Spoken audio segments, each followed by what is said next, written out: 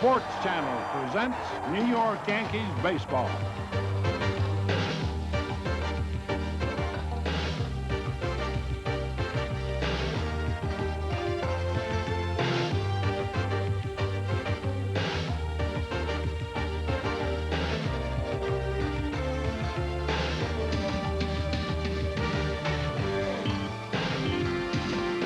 New York Yankee baseball is brought to you by Budweiser, Beechwood aged for that clean, crisp taste. This Bud's for you. By your Tri-State Toyota dealers, who invite you to come in and test drive a Toyota and ride with the best. By the Whiz, for everything in home entertainment, nobody beats the Whiz. By Dodge, for 1988, it's gotta be a Dodge. By 9X Yellow Pages, if it's out there, it's in here. By Empire Blue Cross and Blue Shield, because when you need the best, you deserve the best. And by New York Telephone, public phone. From Memorial Stadium in Baltimore, Maryland, Sports Channel presents New York Yankees baseball. This afternoon, the Bronx Bombers versus the Baltimore Orioles. Hi, everybody, and welcome to Memorial Stadium. I'm Ken Harrelson, along with Bobby Murcer, as the Yankees get set to conclude this three-game series against the Birds. And, Bobby, the longest road trip of the year. At this point, they're 7-4, and with all the things that have happened, not too bad. Not too bad at all. In fact, two 14-inning ball games on this road trip. Last night's game, certainly a heartbreaker as the Yankees scored 2 runs the top half of the 14, but the Baltimore Orioles come back to beat them with 3 runs in the bottom of the 14th inning. So 14 is not their number, but 7-4 record, as you say, it could have been better, but it's satisfactory. Well, Bobby, very quickly, 2 little paradox this afternoon because of the fact Richard Dotson, who has stated he does not want to relieve anymore, and yet he's got to go some innings this afternoon because of the shape of the bullpen. Well, the bullpen is in not very good shape, as you said. Charlie Hudson can pitch a little bit out of the bullpen along with Steve Shields and maybe get an inning out of Galante, but as far as that's concerned, they would like to get a complete game out of Richard Dotson. He has mentioned in the paper that I read this morning that Dotson says, hey, either relieve me or start me, one of the two. All right, this afternoon, Richard Dotson against the right-hander Jay Tibbs, and Murcer will be back to give you the rest of the starting lineups right after this.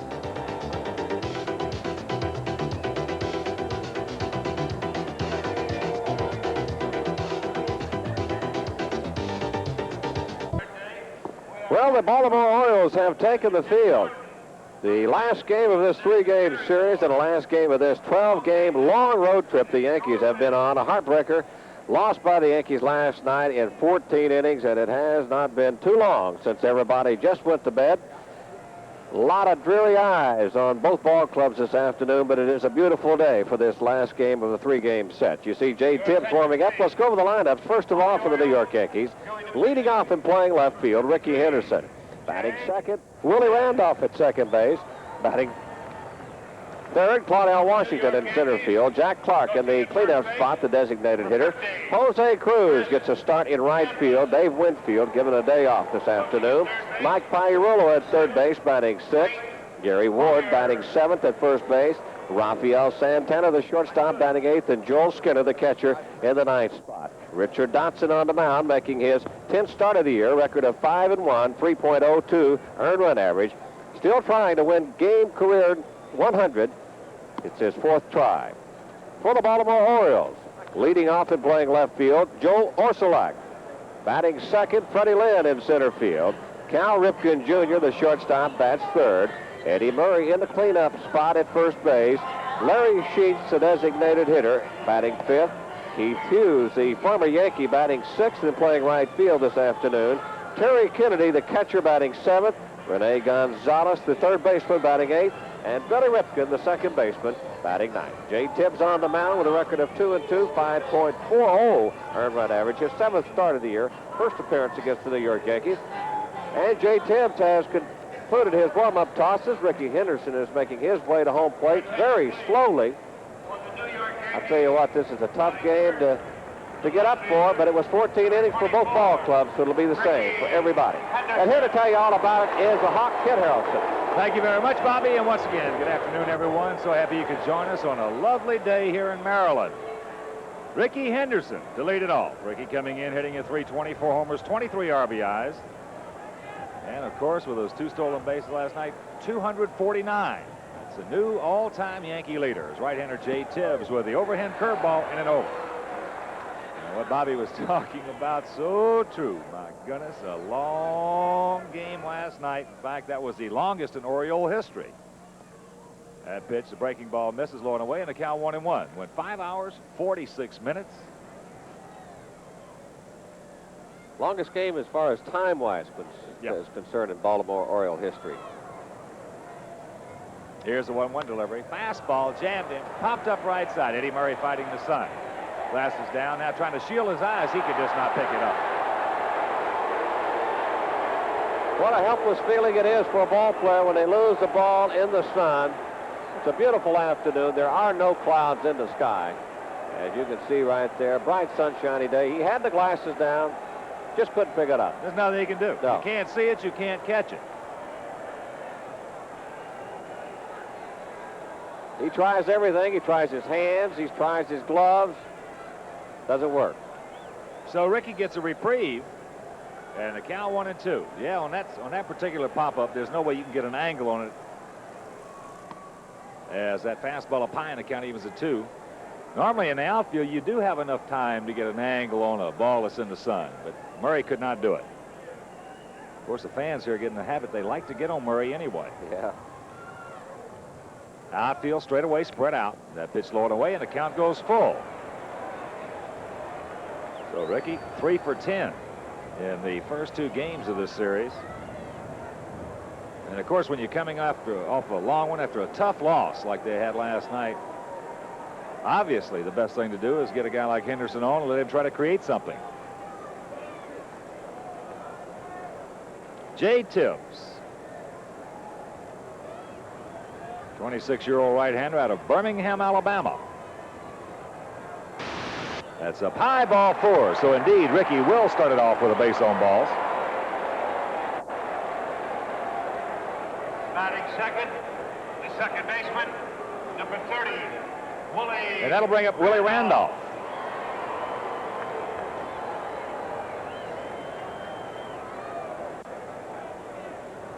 Willie 0 for 7 last evening.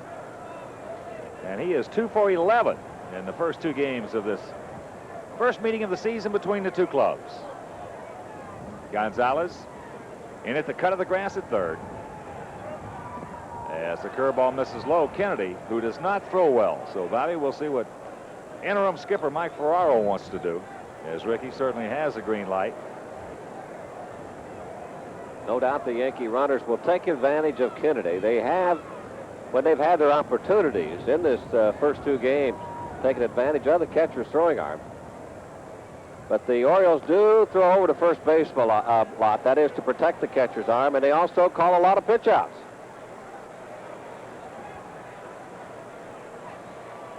Ricky, 41 stolen bases in 50 attempts this year. Does not go. That pitch low, and the count 2-0. So if Tibbs is having some problems finding home plate,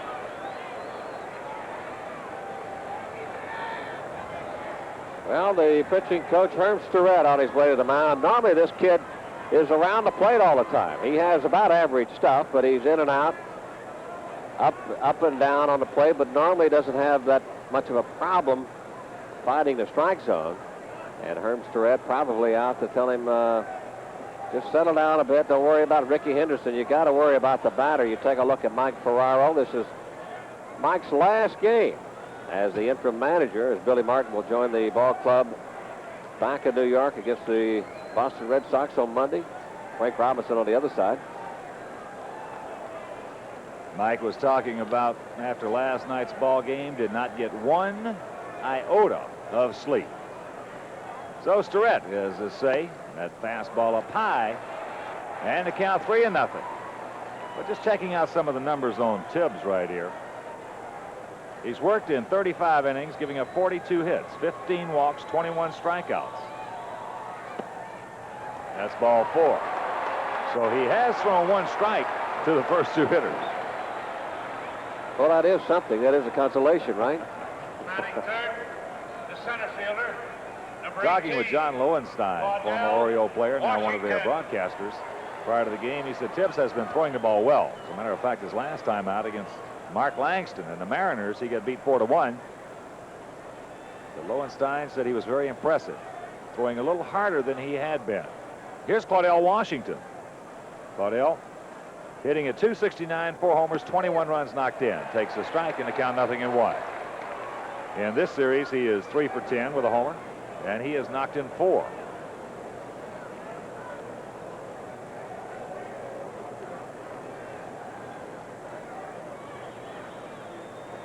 Henderson, good lead at second. That one tails away, and the count evens at 1. Here in Memorial Stadium, 309 down each line.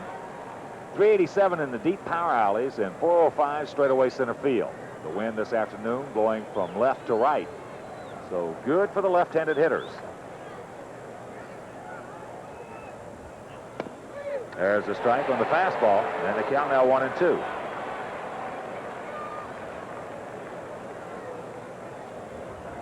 See Mike Riley, the home plate umpire, behind Kennedy.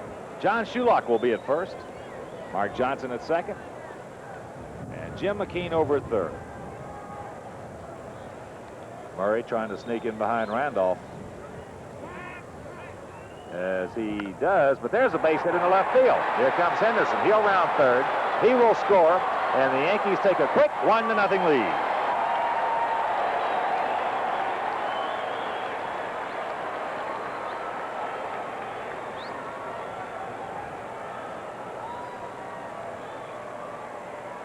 Just a little breaking ball that was just kind of spinning down and away from Claudell, and he just serves it into left field.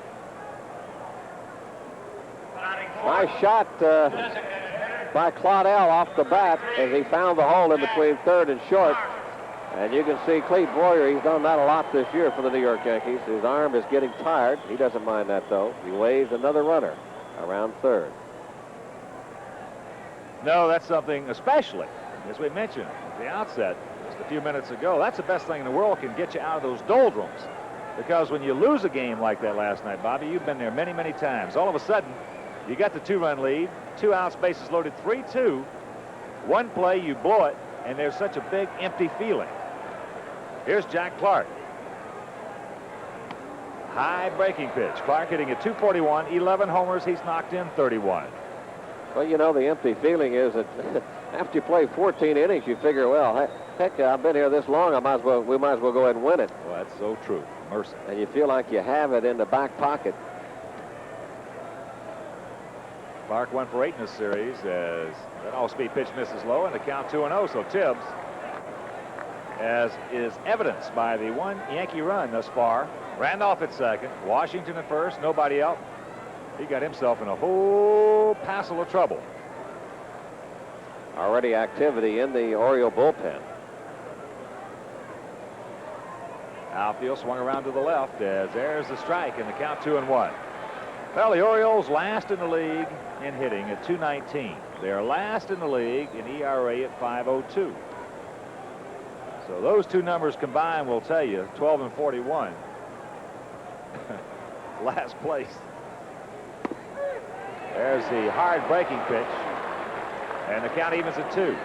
So after falling behind 2-0, Clark got his fastball 2-1. Evidently was looking for something else, Murce.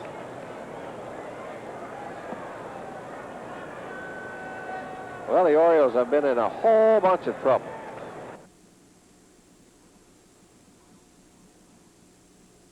Yeah. The one thing they don't want to do with those team batting averages that you just mentioned and the team ERA is fall too far behind on any ball club, especially the first place Yankees. It's a little bit tough for them to come back. The Yankees right here have an excellent opportunity to blow this game wide open early. Before Baltimore even has an opportunity to come up, as now Ripken sneaks in. Willie back. Yankees with a mark of 34-18. They are a game and a half in front of the Cleveland Indians. As we mentioned, they are 7-4 on this road trip, which all things considered, especially after the Seattle circumstances with the injuries, not too bad. That's ball 4. That'll load him up. You notice he went with a breaking ball on a 3-2 pitch to Jack Clark. That's just the kind of respect. And that could be all for Tibbs, and it is going to be all for Tibbs. He took the chance of making one pitch to stay in this ball game, throwing the 3-2 breaking ball to Jack Clark. He lost him. The bases are loaded, and Frank Robinson will be making a pitching move. We talked about the Yankee situation as they need some innings out of Richard Dotson. Well, the same thing holds true with the Orioles. When you play 14 innings like that and you go through some pitchers, they needed some innings out of Jay Tibbs, and they will not get it this afternoon. So the Yankees and Richard Dotson, who is looked upon, it's one of those stories, here's the ball, son, go get him. Well, you know, it looked like Tibbs was aiming. It really didn't look like that he was rearing back and throwing it. He was just worried about getting the ball over, and then the more he worried about it, the worse he got. He was not throwing the ball like that. I know we saw Jay Tibbs in spring training throw the baseball with the Baltimore Orioles. He looked like he was aiming the baseball. Well, you can bet that's exactly what Herm Storette told him when he went out there. Because after he fell behind 2-0 to Randolph, the next pitch he threw was the best fastball he threw. Then he reverted right back to it.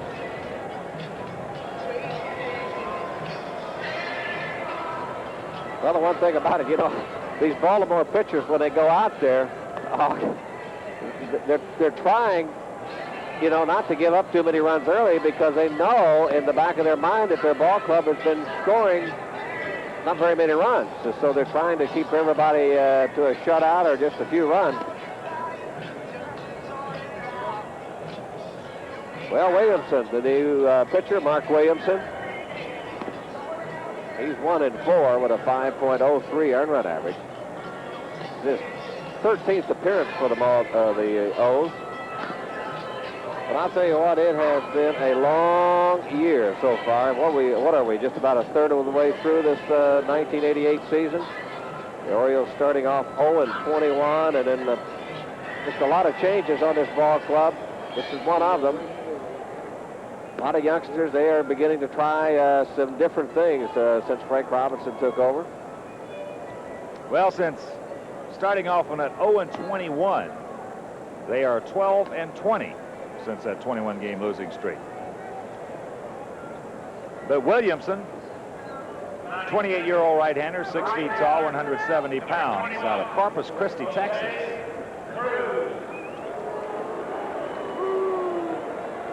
Originally in the San Diego Padre organization. And here's Jose Cruz in place of Dave Winfield, who's getting a rest this afternoon. Cruz 5 for 30 on the season. That'll pencil out at 167. Had a pinch hit last night, knocked in a run. Takes a strike. And the count 0-1. Yankees lead it 1-0 here in the top of the first inning. Bases loaded, nobody out. Outfield shaded around to the left for Cruz. Randolph at third, Washington at second, Clark at first. That walk to Jack Clark, by the way, is his 23rd walk in his last 23 ball games.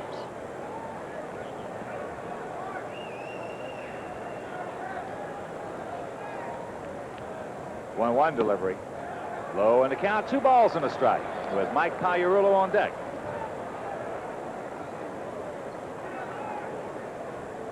Right here is when you have got to make him throw this good strike. You can't help him out. You got the club on the ropes, and you want to try to give him the knockout punch in a hurry. As there's a ground ball. Murray up with it. He's going to come to the plate. Kennedy, they'll just get Randolph, and there's one out.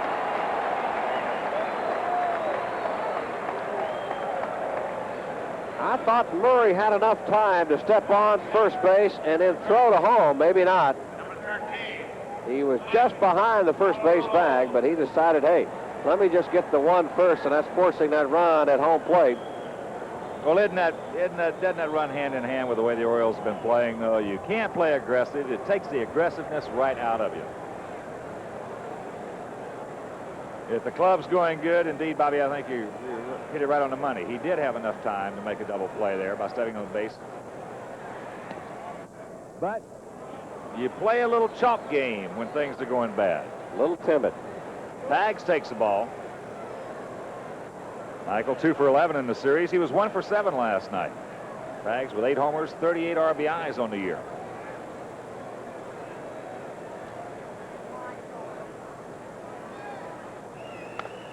That's off the end of bat. A little looper in the right field. That's trouble.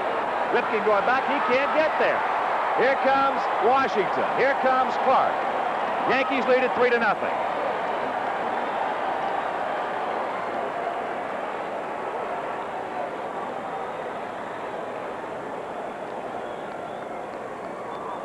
Well, this is what happens when you start walking a lot of people. All of a sudden, a base hit, and it's not one of the line drive type base hits, but it's placed nicely in the right field. 2-run score.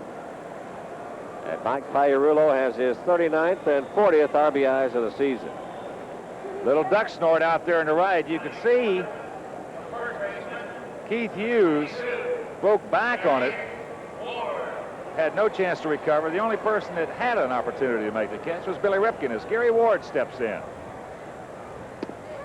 Takes a strike right at the outside corner. Ward did not particularly care for it. 3 runs on just 2 hits for the Yankees here in the top of the first.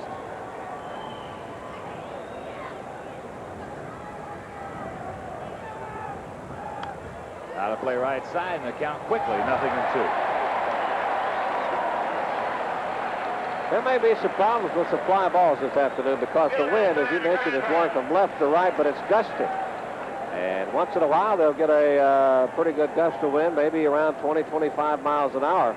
So these fly balls may not be the routine fly balls that you normally have on a beautiful afternoon like this. Cruz with his leadoff second. Pags with his off first. Check swing. Did he go? Yes, he did, says John Shulock, and that'll do it for Ward.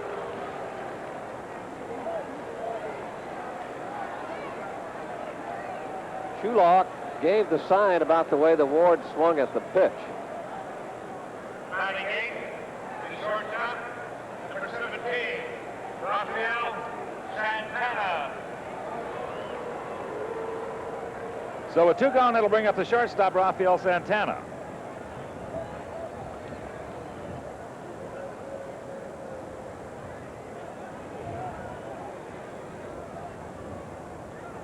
Rafael, 1 for 7 in the series, takes the fastball high off the plate.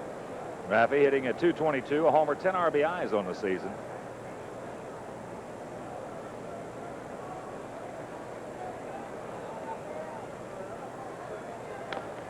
That's bounced foul. And the count 1-1. Hey, not a bad crowd at all on hand. Orioles averaging almost 21,000 per game.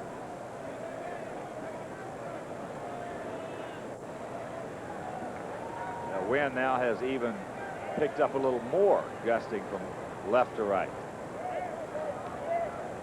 Outfield short, swung around to the right as that's outside, and the count 2 balls and a strike with Joel Skinner, the on-deck hitter.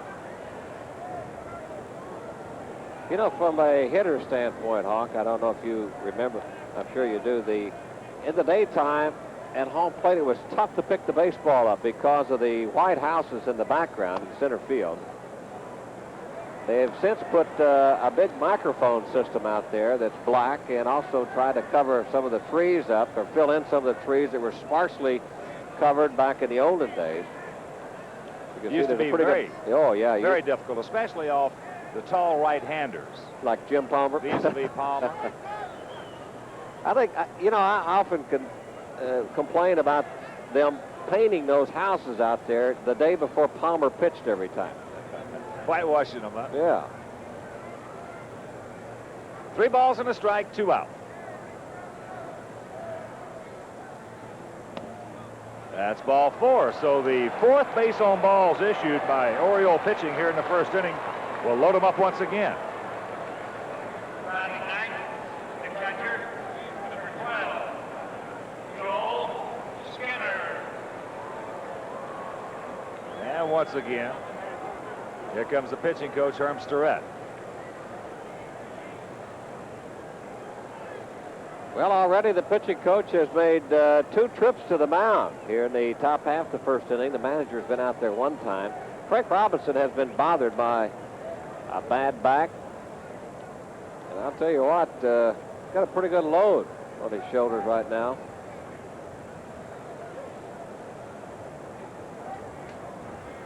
pitchers are pitching a little bit timid.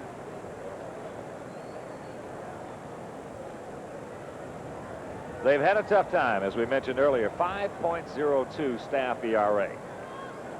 Here's Joel Skinner. Skins 2 for 7 with a home run in the first 2 games of this series. Outfield swung around to the left. Jammed him. The looper Ripken on the first bounce. Now gets it over to Ripken, who drops the ball. Cruz scores. And the Yankees lead it 4-0.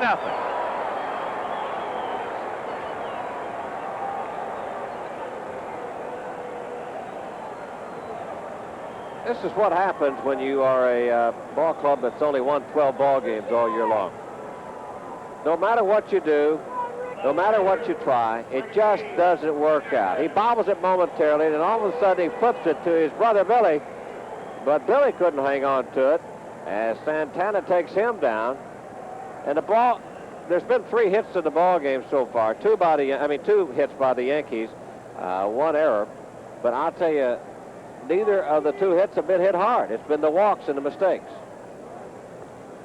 Here's Ricky Henderson. He let it off with a base on balls, takes the strike.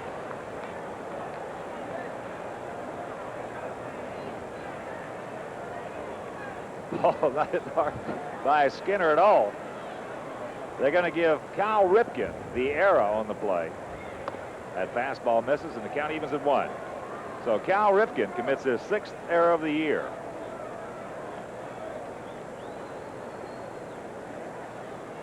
Pags at third, Santana at second, Skinner at first. Base hit right here just might be enough to put it away.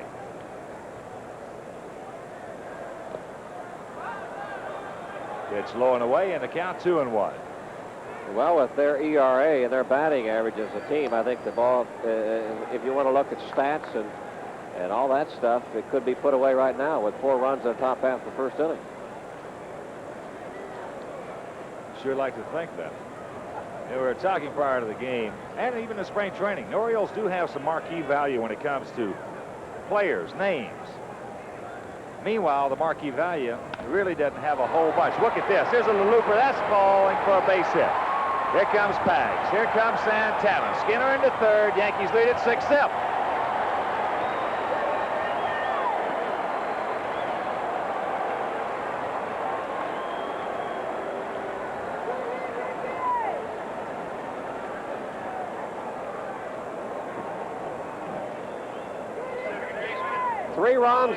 Three hits and 6 runs, and the Yankees are just doing everything right. The Baltimore Orioles, pitching, defense, is doing everything wrong.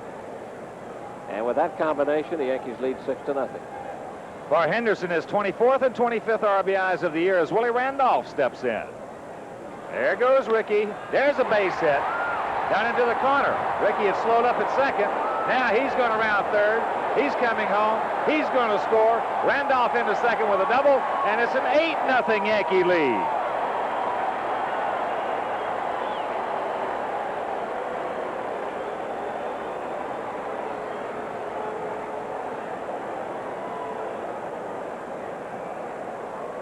Well, Ricky Henderson, he's already had a pretty good day. He's scored 2 runs already for the Yankees, base hit, and 2 RBIs. You can see Willie Randolph.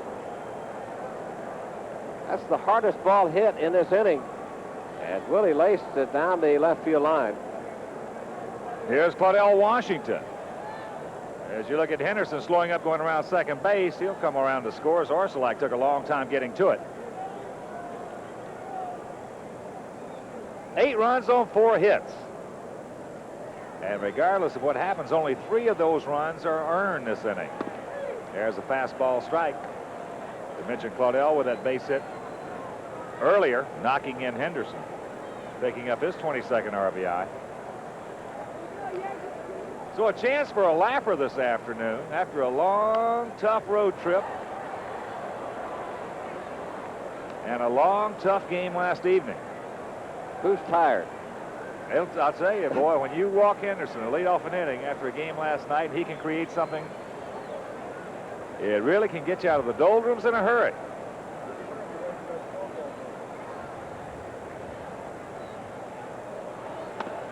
That's inside, and the count 1-2. Check that, 2-2.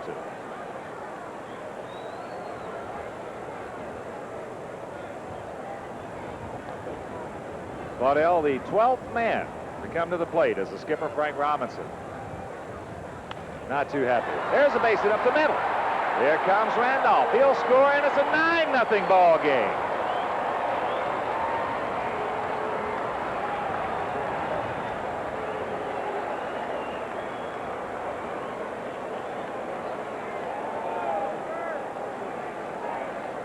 You think you can't have some fun when this happens? I know who's loving it. Well, I guess Richard Dotson. He's just sitting over there absolutely eating every base on balls, every mistake, every base hit. Yeah. Right up. The dot man has been trying for that career win 100. Plus, they'd like to see Dotson pitch a complete game. This would help the bullpen out today. Here's Jack Clark. As that pitch gets away from Kennedy, and Washington goes into second base. So that'll be a wild pitch, and everything that's happening or could possibly happen. Murphy's Law for the Orioles here in the top of the first inning.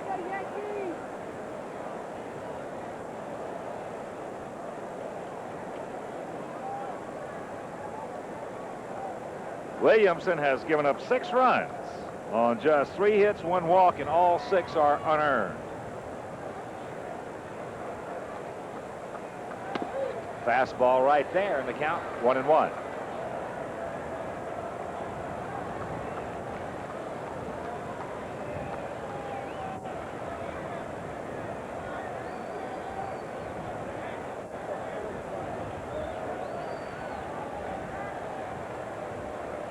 Outfield swung well around to the left. Can't find it, and it's a ball and 2 strikes.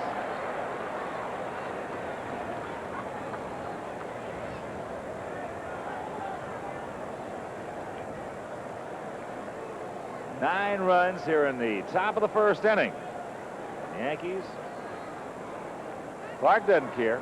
He'd like to make it 11.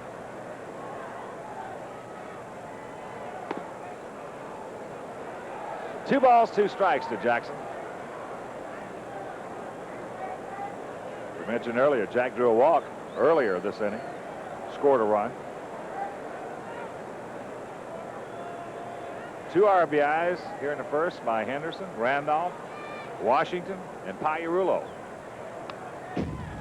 Good rip. That ball had a chance to leave here in the right center field.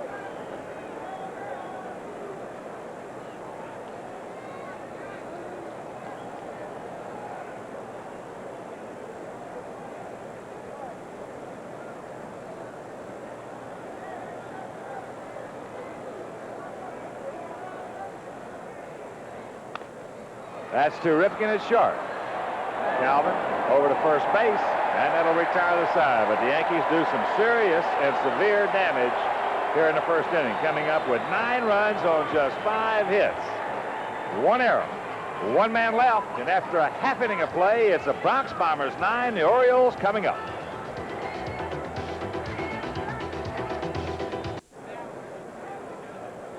Right-hander Richard Dotson has been given quite a gift here in the bottom of the first inning as he starts to take his warm-up tosses.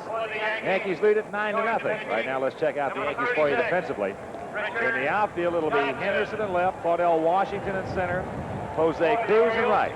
Around the horn, Ward at first, Randolph at second, Santana the shortstop, Pagliarulo at third, and the battery of Joel Skinner and the 29-year-old right-hander Richard Dotson making his 11th start and his 13th appearance of the season. This will be his first appearance against the Orioles. No decision in his last start to Oakland, and his last appearance was in relief against the A's. And as Bobby mentioned earlier, Dotson making his 4th try at career victory number 100. He has a major league mark of 99 victories and 89 defeats. Also, Dot over his career, a mark of 7-8 against Baltimore. So Murcer, a big, needless to say, a big first inning. 9 runs on just 5 base hits. The Oriole pitchers walked 4, 3 of them scored. Well, if you came to the ballpark feeling tight, you got to be a little bit loose right now on the Yankee ball club. Basically, they've been loose all year long. They got a lot of confidence in themselves. They know that they have a chance to win just every ball game. that they play in. The team has been playing well. It is the end of a 14-day road trip, a 12-game road trip from going to the East Coast, the West Coast, back to the East Coast. Takes a lot out of you. And the Yankees would love to go home with an 8-4 record on this 12-game road trip. Well, you know, one of the things about this road trip, as we were talking about last inning, even though the Yankees have an excellent chance on this 12-gamer to come home with a record of 8-4, usually winning makes the trip shorter. But that has not been the story for the last 2 weeks. This has been one of the longest trips I can ever recall. Circumstances dictate everything, and the circumstances that prevailed and pervaded this ball club on this trip, Murcer. Well, to start the trip out on, it took about 18 hours to get from New York to California on the charter flight. We had to stop in Kansas City. First of all, they were delayed out of the New York area about 2.5 or 3 hours before they could take off, and they had to stop for fuel. I tell you what, it almost took about 18 hours to get out there. One thing after the other. But the Yankees, as Bobby talked about, they are confident. They're a confident bunch, overcoming some injuries and still hanging in there, holding a lead in the American League East by 1.5 games. Here's Joe Orsulak. Takes the ball low and inside. Orsulak hitting a .288 on the season. And in the last 18 at-bats, he has 9 hits. He has another base hit. That will get by Henderson, who is playing in shallow. Orsulak will pull in the second with a double.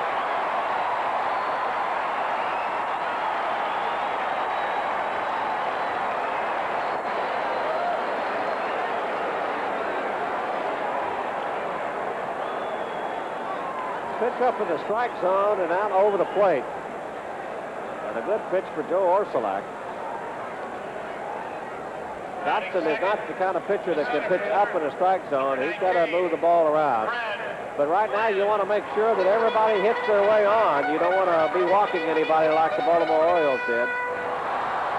Well, that's a rock in the hard place, as you're right, with a 9-0 lead in the first inning, as Freddie Lynn steps in.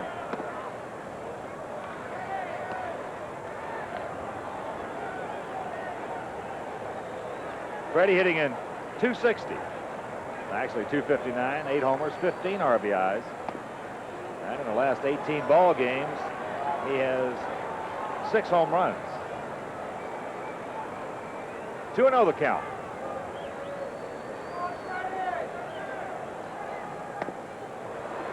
Can't get the fastball. Bobby, your comments, though, in the opening. Okay, some of you missed it, tuned in late. Bobby talking about some of the statements by Richard Dotson. Well, Dotson made a statement in the paper that came out this morning that he would rather for somebody to decide whether he's going to pitch out of the bullpen or going to start, because he says he just thinks it takes a little bit too much out of him, and he'd like to concentrate either one or the other. And he's pitched out of the bullpen 2 times, starting a first game of a 3-game series and coming back and pitching an inning or 2. But that's foul off the right side, and you know, confidence-wise and what have you, I kind of see what he's talking about. Well, he certainly, as you look at the foul ball by Freddie Lim. First of all, Dotson, very uncharacteristically, with those comments in the papers today, Dot very seldom says a word. Very quiet individual, but he is not used to pitching in relief. That's playable into center field. Baudel with glasses down. And that's out number 1. As Orsulak tags, he'll move over to third base. But, you know, there are several trains of thought on this thing, several processes. When a guy goes out there as a starter and does not get hit, or I put it this way, does not last that long, he gets pretty hard quickly. I'll tell you, I just don't see anything wrong in coming back with him in relief a couple days later, especially on the day he's going to throw. Now, that's the only time he's come back. But again, there's a psyche involved in today's game that the pitchers who get used to pitching in that every 5th day spot, as Cal Ripken steps in, well, I'll tell you, they just don't want to do it. They just do not want to do it. It used to be, you can give you some examples of the Chicago White Sox a few years ago, for an example, when they had, you know, Tommy John, Joe Holland, Gary Peters, virtually a 3-man staff, and they threw batting practice in between starts. Ripken takes a strike and the count 1-1. Well, I think with that statement that he made is he's saying that he does not want to be doing the starting and the relieving at the same time. It's either or. Either or. Ripken hitting at .243, 9 homers, 23 RBIs after getting off to just a horrendous start. And also for Cal, this is his 981st consecutive game.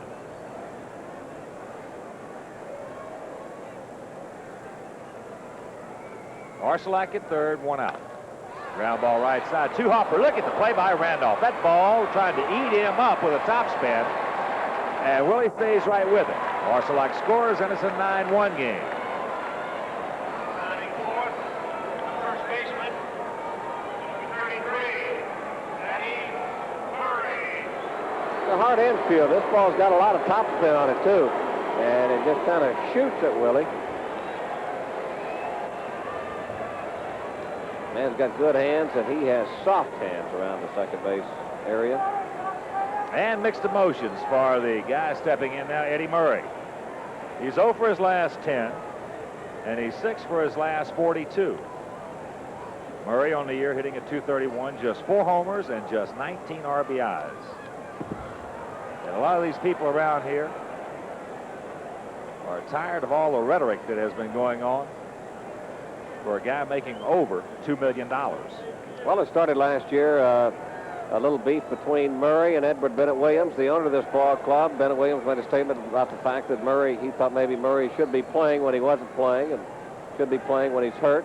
Murray took it as a derogatory remark, and he looked like he just kind of laid down last year when he heard that statement from the owner.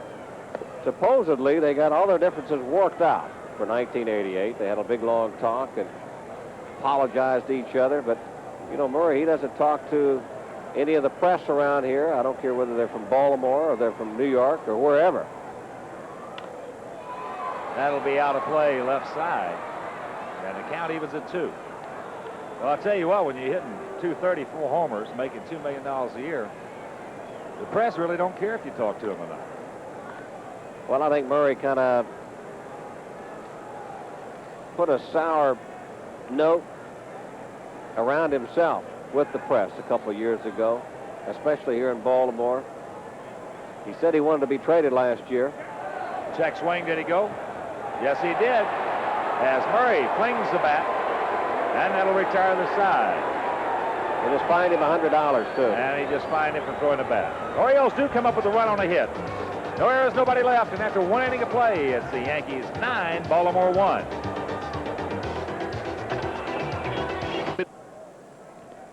9-1 Yankees, top of the second inning. Checking out the birds for you defensively, it'll be Arcelak in left, Freddie Lennon center, Keith Hughes, former Yankee in right. Around the horn, Murray at first, Ripken, Billy Ripken at second, Cal Ripken the shortstop, Rene Gonzalez at the hot corner, and the battery of Kennedy and Mark Williamson. Here's Jose Cruz.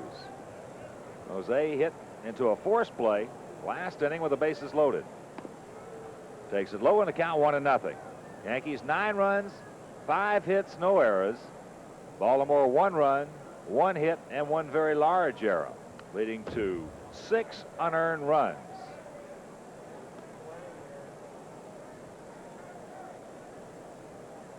A lot of you are just getting ready to say something going on about fining Murray. Yeah, the home plate umpire, Mike Riley. Of course, it's a decision on the umpire's stand, and if he thinks a player throws a bat or throws his helmet when he's not supposed to on a strikeout, I don't know how you can do that because Murray threw his bat towards the dugout. It's the 3rd out. He threw his helmet over there. What, he's supposed to go over there personally and place it into the bat rack and helmet rack? Or is it one of those things where it's just a matter of opinion as far as the umpire is concerned?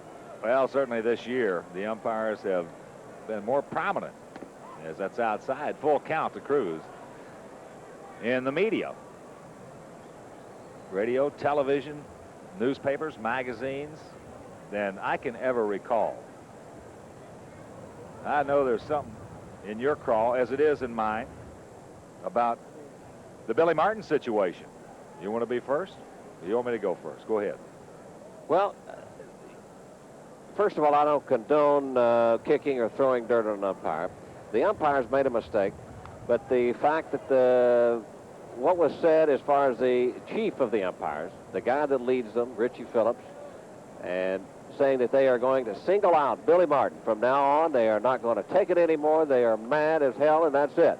And if Billy looks cross-eyed the wrong way or looks at him the wrong way, they're going to throw him out of the ball game and not give him a chance of his opinion. That's basically what they said in a nutshell. I think right now they have drawn the battle lines as far as baseball umpires, players are concerned. I think the umpires have said we are the men in blue. We are not going to take it anymore. They don't like the decision made by President Bobby Brown by suspending Billy Martin for 3 days and fining him $1,000, as was reported in the paper.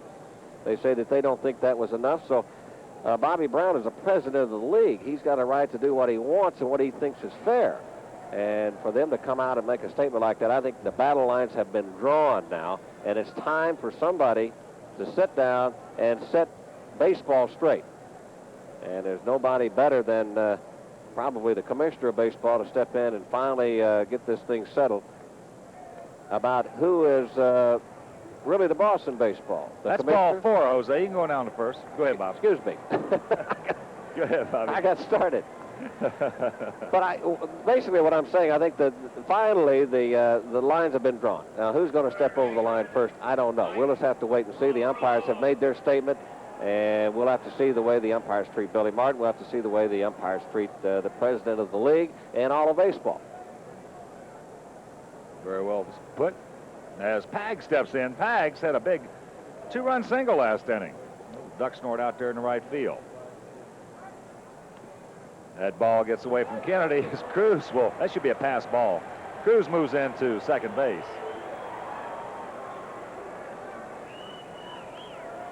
Now, in all fairness, Hawk, to the men in blue out here, if you take a look at this pass ball just off the heel of Kennedy's glove, most of them do a good job. I think that they should have some kind of enforcement on these umpires. If they don't do the job, they shouldn't be in the major leagues umpiring. Umpires in the Supreme Court are like lifetime jobs. Once you're on the Supreme Court or once you're an umpire, it's a lifetime job, no matter what you do. And that's the only 2 jobs that I know of in America that is a lifetime job. I know that your job is not a lifetime job, and mine's not a lifetime job, but there should be some kind of a committee that comes down on these umpires and rates these guys. And if they don't do the job, it should be the same as anybody in baseball, whether it be a player, whether it be a manager or coach or whatever. If you don't do the job, you either got to go back to the minor leagues or be released.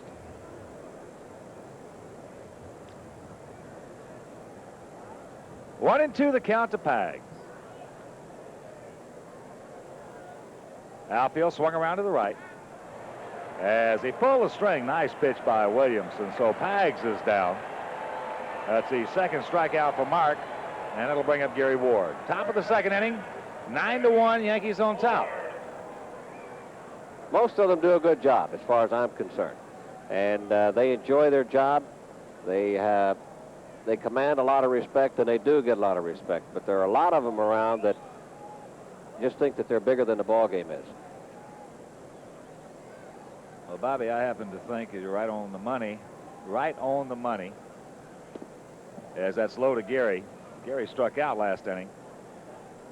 I would just add maybe 1 or 2 things. I think, first of all, what they did in that declaration written up by Richie Phillips, who is counsel for the umpires, that's looped out into short center field. Freddie Lynn has the beat on it now, glasses down. I think it was asinine. And I agree with the premise that you were alluding to, the fact that they have just separated themselves and drawn, as you say, the battle lines between umpires, players, managers, and also the commissioner and the presidents of the league. I think the commissioner and both presidents, Bobby Brown and Mr. Giamatti of the National League, represent their leagues very well. I think they both have certainly have the integrity and the strength to do so. But what they have done now, in my opinion, this is an affront to them. Santana out of play. You certainly have to know that in my opinion, Mr. Giamatti or Mr. Brown, neither one or the commissioner sanctioned that statement that was coming out. And what they're doing is they're singling out and they are impugning the integrity of the men in blue overall. And to go maybe one step further, as you say about some of them, most of them are good. They work hard. That's down low. But to think that umpires are any different than any other profession is crazy. Players, you got good ones, you got mediocre ones, and you got bad ones. Doctors, you got good ones, you got mediocre ones, you got bad ones. Lawyers, the same way. That's in the left field. And umpires are certainly no different. Arcelak makes the catch, and that'll retire the side. Nothing across for the Yankees. And after an inning and a half, it's 9-1 New York.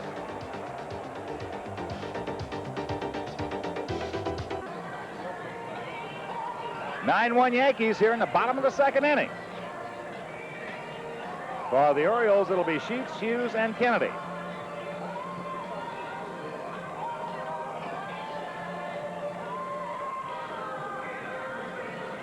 Nine runs, 5 hits, no errors for the Bronx Bombers, a run on 1 hit. And as we mentioned, in case you just tuned in, a very large error by Baltimore. Cal Ripken Jr. back in the first inning, allowing 6 unearned runs to cross home plate. Well, it just shows you what kind of day it is here in Baltimore. A gorgeous day, not only for a baseball game, but just to sit back, relax, and enjoy the Rays. Now, is there anything else on your chest? Well, of course. The game is not long enough, this game. That curveball ripped by Gary Ward down into the corner. Cruz giving chase as Sheets rounds first. He will get into second base with a double. That's his 10th two-bagger of the year.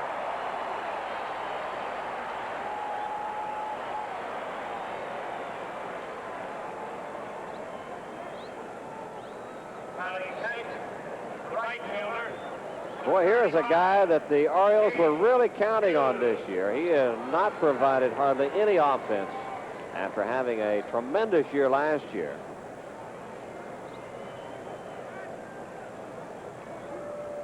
Well, outside of maybe Cal Ripken, because of the contract status, which is so real in every ball player's individual case in baseball today, as Keith Hughes steps in, hitting at .217. They used the appeal play at first and didn't get it. Now Frank Robinson out to talk to third base umpire Jim McKean. But Larry Sheets is one of the most marketable commodities on the Oriole ball club. Maybe next to Cal Ripken, even more so than Eddie Murray because of the size, the enormity in bucks of Murray's contract. You know, there was a controversy last night as Frank Robinson in the second inning wanted a Yankee bat. Said he didn't care which one. And I'm sure that's not the case in this particular instance, but still, there was a running controversy all evening with Robinson and the umpires, and then about the 6th inning with Mike Ferraro and the umpires. Well, let's just see this conversation right here now. Frank was out there to ask about something, obviously the appeal at first base or something like that. And he was having a conversation with the third base umpire, and it looked like a normal conversation at first. Now they're in a heated argument for some reason or another. He may have wanted to balk on the throw to first base. Maybe, I don't know. But that's the point is that Frank went out to find out, you know, about a certain play, a certain pitch, or a certain runner, and then all of a sudden there's light in their eyes. Hughes takes a strike and the count 0-1. Well, we have certainly seen this year, certainly I've been around this game 28 years, and never have I seen such an adversarial position taken between the two. That pitch a strike at the knees and the count 0-2. I mean, it's gotten to be, as you talked about last inning, Bobby, the top half of this inning, it's gotten to be almost battle lines, warfare. And it's sad to see because it does not do the game any good. And I do agree that something is that pitch inside fastball.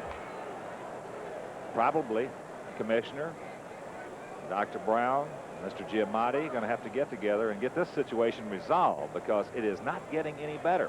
And I'm sure those 3 guys will do it. You can bet that, if in fact they deem it necessary. This game has got to have umpires. I mean, the game has got to have umpires. But on the other hand, and I hate to say this, but the game, people do not pay $8 to come to a ball game to watch the umpiring crew. They come to watch a baseball game played by baseball and professional players.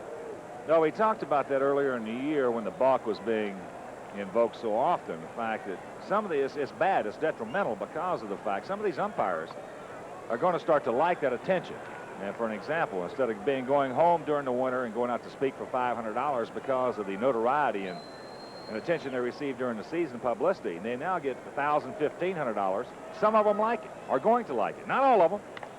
As that's right to Willie Randolph, who takes it on the short hop over to Ward, and there's one gone. And a play like that was what started everything in Oakland. That's right. That might turn out to be one of the most significant plays in a long time, not because of the ejection of Billy Martin, because I, with you, do not condone throwing dirt on anyone, much less umpires. But the thing is the fact of what the umpire's action has been in retrospect to counteract the decision made by Dr. Bobby Brown. Terry Kennedy takes a fastball high off the plate. Kennedy, boy, he's had a tough go of it. 184, no homers, and 6 RBIs. Outfield straightaway spread out. Yankees on top 9-1 here in the bottom of the second. I know one thing. If anybody can get it settled intelligently, is Dr. Bobby Brown. He has played the game. He's had his differences with umpires. He knows exactly how they feel. He knows exactly how the players feel. And he knows what needs to be done. There's a strike. 2-1. Well, I think all three of them, as I mentioned earlier. I had a long talk with the president of the National League, Mr. Jim Oddie, about the situation with the decision, the Cincinnati decision, as he calls it, on the suspension of Rose. And I'll tell you, in retrospect, looking at that, I think he made the right decision. He certainly knows what the evils and the pitfalls are of this game, along with Bobby Brown, as does the commissioner. One hopper, Dotson, who can handle his position out there. Ball hit hard by Kennedy and 2 gone. But we both know, Murcer, we've both seen too many baseball games in our lives. It's really the only thing we know anything about. And you see what's happening today, and you know, as I said earlier, you know it's going to get worse before it gets better. You just cannot separate yourself. When you're in this game, you just cannot separate yourself like the umpires have done. But I think finally the SOAR has got a head on it now. The battle lines, like I said, have been drawn, and I think something will be done now, one way or the other, and I think it'll be done for the betterment of the game. Here's the third baseman, Rene Gonzalez. He's 5 for 9 in the first 2 games of this series, hitting at .293 on the year. Dotson up high in the count, 1-0. 9 runs, 5 hits, no errors for the Yankees. A run on 2 hits, 1 error for Baltimore.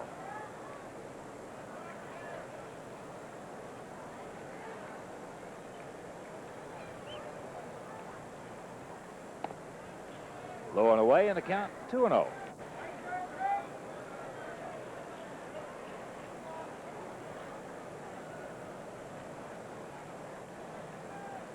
Gonzalez, just 26 years old.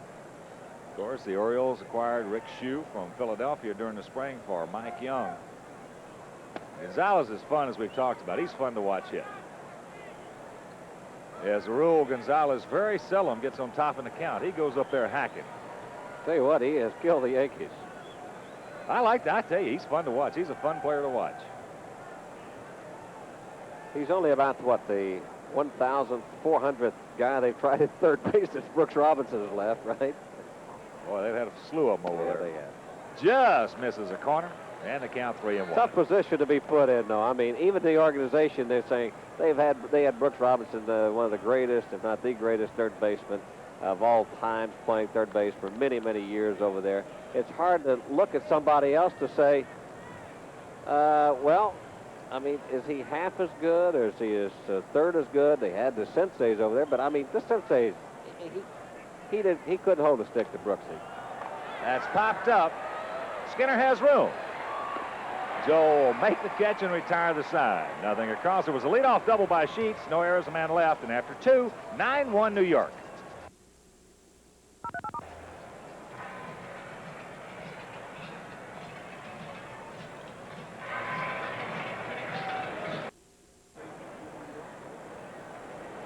Top of the third inning. 9-1, Yankees on top, scoring 9 runs, just 3 earned on 5 hits in the top of the first. By the Bronx Bombers here in the third, it'll be Skinner, then the top of the order, Ricky Henderson and Willie Randolph. Catcher, Joe Skinner. Yankees trying to make it an 8-4 road trip. They took 3 out of 3 at the Big A in Anaheim, 2 out of 3 at the Kingdome in Seattle, 1 out of 3 at the Coliseum in Oakland, and the rubber match right here at Memorial Stadium against Baltimore as Skinner takes the fastball high. Joel 0 for 1 in this ball game, but he hit that little nubber that Cal Ripken, could not make the play on as that's back towards us. And that opened the door for 6 unearned runs in the first inning.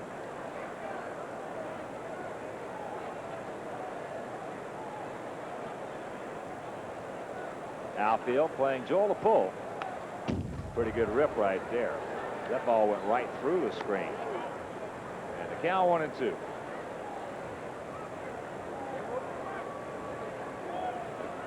course, the Yankees have a little bit of unusual travel circumstances after this ball game.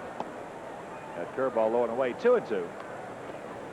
A lot of them will board a couple of buses, go back to New York, as some of them will board a couple of small charter jets to take them back to the big city. Kennedy can't hold on to it. Count remains 2-2. Of course, tomorrow they will open up first of a 3-game series against the Boston Red Sox. First time these two clubs have seen each other all year. It'll be Neil Allen against the southpaw Bruce Hurst. And Skinner is called out on strikes. So Williams rings up his third Yankee hitter.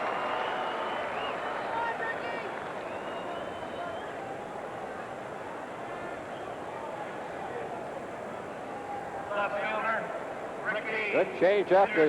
Williamson has a good change-up. He throws it like a palm ball. You can see the ball just kind of sinking down and in. One of his better pitches. Here's Ricky Henderson. Ricky is 1 for 1, a walk, 2 runs scored, and 2 RBIs. There's a bullet right down into the left field corner. So Henderson is 2 for 2. That's his 11th double of the year.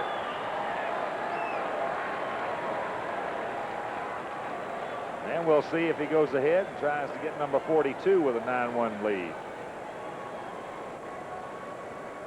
A shot down to the left field corner, but the thing about this baseball, Arcelak, you have to be extremely careful, and you got to know exactly the way the carom is down there, because if that ball gets by you, it just continues to roll around the fence, and believe me, it comes off hot and heavy. Here's Willie Randolph, a walk and a 2-run double. Takes it low and away. Willie last inning with that double down into the left field corner, knocking in RBIs number 13 and 14. You just don't have the privilege of going down there thinking that you're going to throw somebody out at second base. You got to make sure you stop it first. No, that's certainly a conceded double down there. And at that point, once it is a conceded double, the only thing you want to do is just make sure it didn't stretch out into a triple. 1-1 to count to Randolph. Outfield swung around to the right for Willie, as that's on the outside corner, and it moves to 1-2. So we were talking about the pitching matchups. Neil Allen tomorrow night against Bruce Hurst. Then there's a chance Al Leiter, who was scheduled to go Tuesday, still suffering from some soreness in his left wrist area. And the pitcher for Boston will be Dennis Oil Can Boyd. Ripken, a long peg in time. Nobody was at third base as Murray. You could see him pointing over there. Then the pitcher, Mark Williamson, finally decided to cover. Well, a good play by Ripken at shortstop. A lot of concentration because Gonzalez actually blocked him out from seeing the ball as he cut it in front of the shortstop, but he stayed right with it. That's a tough play. It looks like a routine play on the camera and on the TV set at home, but that's a tough play as far as the shortstop is concerned. Here's Claudel. He's 2 for 2 with 2 RBIs and a run scored. Got the first Yankee hit to knock in Henderson in the first inning.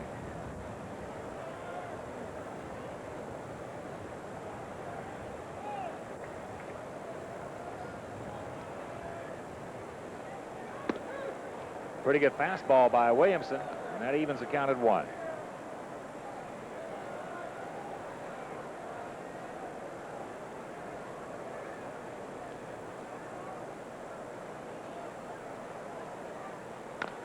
High chopper up the middle.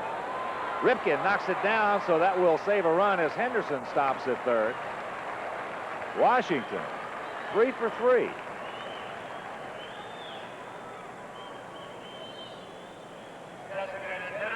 Well, this infield is as hard as a rock. You can see these balls just shooting through the Baltimore Oriole infield. Good play by Billy Ripken.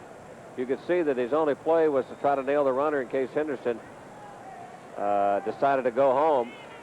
But Henderson, looking over his shoulder with the help of Fleet Boyer at third base, they made a nice move in stopping at third. Here's Jack Clark. A walk run scored, and he bounced to short. Fastball outside corner, nothing in 1.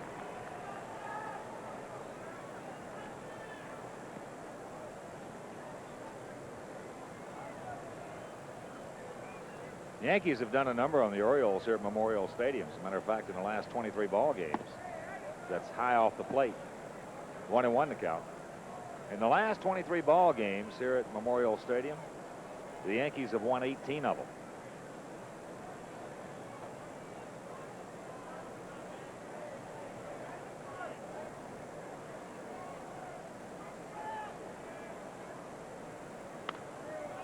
That'll be back out of play, and the count moves to 1-2. Well, a lot of records being set by the Orioles in 1988. Not the kind of record that the Orioles like to set. Was losing the first 21 games. Last night's game, the longest in the history of the Orioles, over 5 hours. And the Orioles beating one of the Eastern Division teams for the first time all year long, and that being the first place Yankees. Little high neck in from Williamson. 2 balls, 2 strikes. 2 out here in the top of the third.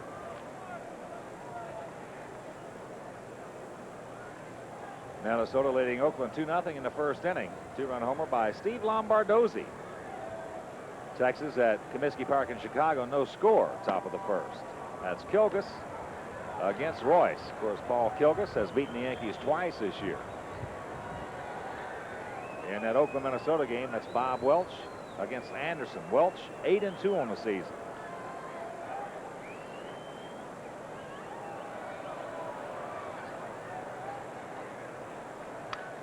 Jammed him, ate him up, little pop-up. Cal Ripken gets a little better angle than his brother Billy. Makes the catch, and it'll retire the side. Nothing across for the Yankees. There were a couple of hits, no errors, 2 men left, and after 2.5, 9-1 New York. Take a look at the Wiz scoreboard. First of all, in the American League, it's Toronto 3 and the Boston Red Sox 3. That's at the end of 3. Steve and Sellers, the 2 pitchers in that ball game. Detroit 4-2 over Cleveland at the end of 3. Home run by Upshaw, his 6th. Also Jacoby hit a home run, his 4th of the year. Oakland, Hawk gave you that score earlier. Texas, that's at Chicago. That's a little bit later start. Seattle also at Kansas City, a later start. California, Milwaukee. That's McCaskill against Bosio. That's a later start. Over in the National League, no score between the Chicago Cubbies and the New York Mets at Shea Stadium at the end of 3 innings of play. St. Louis 1 and Philadelphia nothing at the end of 3. Seems like we're stuck on 3 here. Pittsburgh 2 and Montreal nothing at the end of 3. Cincinnati, a little bit later start out at Los Angeles. Chavez Ravine, and Houston at San Francisco, later start. Atlanta, San Diego, later start. So we're stuck on a lot of 3s here about 2:45 Eastern time. That's all right when you score 9 in the first. How long has it been? Played 2.5 innings, right? It's been an hour and what, about 40 minutes. Yeah. They had a long one last night. Scoring those 9 when they sent 13 men to the plate in the first inning. Made up some time. Right here, Bottom of the third, 9-1 Yankees. It'll be Billy Ripken in the top of the order. Joe Orsulak and Freddie Land. Right-hander Richard Dodson, who is trying to give his club some innings this afternoon, plus pick up his 100th career victory. Dodson 5-1 on the year. But the big thing is you look at some of the fans in attendance here at Baltimore. Up high in the count, 3-0. That wasn't Euchre, was it? Huh?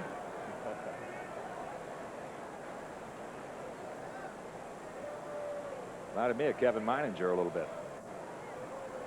Yeah, it did have some features. Yeah. There's the strike. Ripken hitting at 170, no homers, 11 RBIs. He has been in a slump. 3 for his last 31.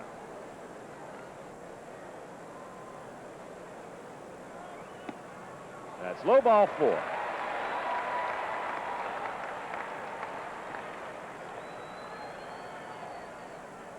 Left fielder, Joe Orsulak. Here's the left fielder, Joe Orsulak. He doubled to lead off the bottom of the first and has scored the only Oriole tally. Orsulak now 10 for his last 19 at-bats.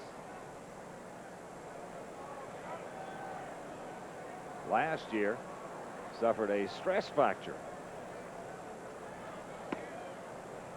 in his foot. Orsulak had a good spring. Boy, I'll tell you, the Orioles looking for any kind of help they can get. That's hit deep in the right field. Cruz going back. He's at the track. He looks up, takes it one hop off the fence. As they're going to hold Ripken at third, so the Orioles, nobody out. Runners at second and third.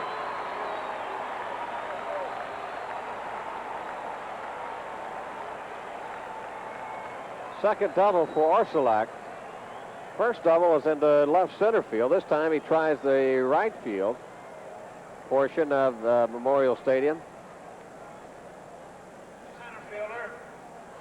Of course, you play him a little bit shallow because he doesn't have that kind of power. The wind is blowing from left to right, so he got a little bit of a boost from the wind out there, but he hit it good. Yep, every time he burns you that way, if you're playing him in a little bit, you're going to take a few away from it. Much more than getting burned. Here's Freddie Land. Freddie 0 for 1. He flied to center in the first.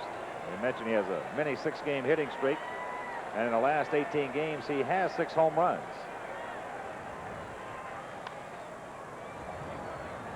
Last year made a believer out of me in games of this nature. And that, of course, I'm referring to the Boston Red Sox at Yankee Stadium. Roger Clemens on the mound, and after an inning and a half, they're leading 9-0. And the Red Sox lose it.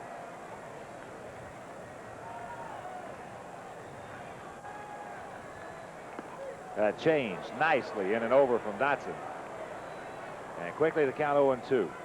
Speaking of Roger Clemens, I understand that the Boston Red Sox are trying to rearrange their pitching staff so that Clemens can pitch the third game of the 3-game series between the Yankees and the Red Sox on Wednesday.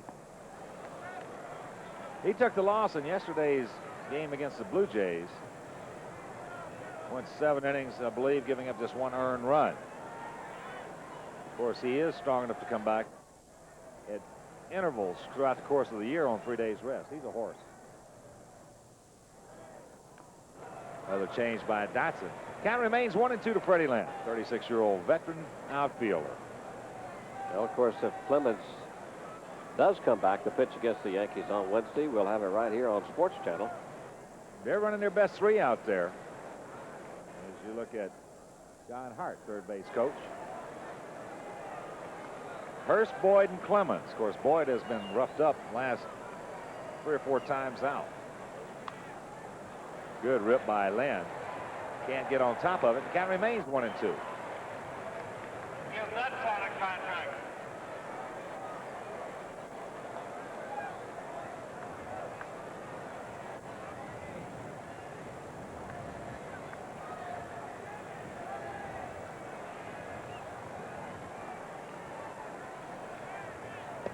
Got him. Good change. And he's got to go to first base. which they will. Or Ripken will hang at third, obviously. So Dotson changing speeds very nicely on Freddie Lynn, rings him up. That's strikeout number 2 for Dot. Well, this is what Dotson does best. And I tell you, Freddie Lynn had some pretty good hacks at some balls up in the strike zone. He was unfortunate to foul those balls back, but sometimes that happens when a season like this is going on for the Baltimore Orioles, and all of a sudden that pitcher, he pulls up one of his best pitches on you, that being the changeup from Dotson. Well, the reason he got by with those high fastballs, he was not in the strike zone. He was on top of the strike zone. Here's Cal Ripken. Drove in Orsolak back in the first inning on a good play by Willie Randolph. Hit him a hard 2-hopper. The second bounce, that thing had all kinds of topspin on it. Willie stayed right with it.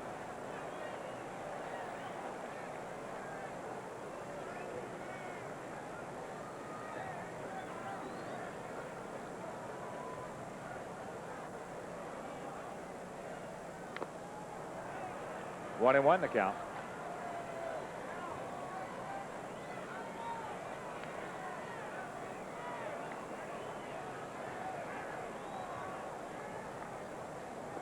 I mean, I don't think we covered the situation with Dotson and a couple of the starters closely enough. And in case you just tuned in, last inning we were talking about the statements by Richard Dotson saying it's going to have to be either or, that he wants them to let him know if he's going to work out of the bullpen or as a starter. And the only thing you don't like to see about that is the fact that that does not go to the manager first, so to speak, because if it does, at that point it'll be clarified and it never gets in the newspapers, as there's a ball hit hard in the left field. Henderson is there, makes the catch as Billy Ripken tags. He will score, and it's a 9-2 ball game.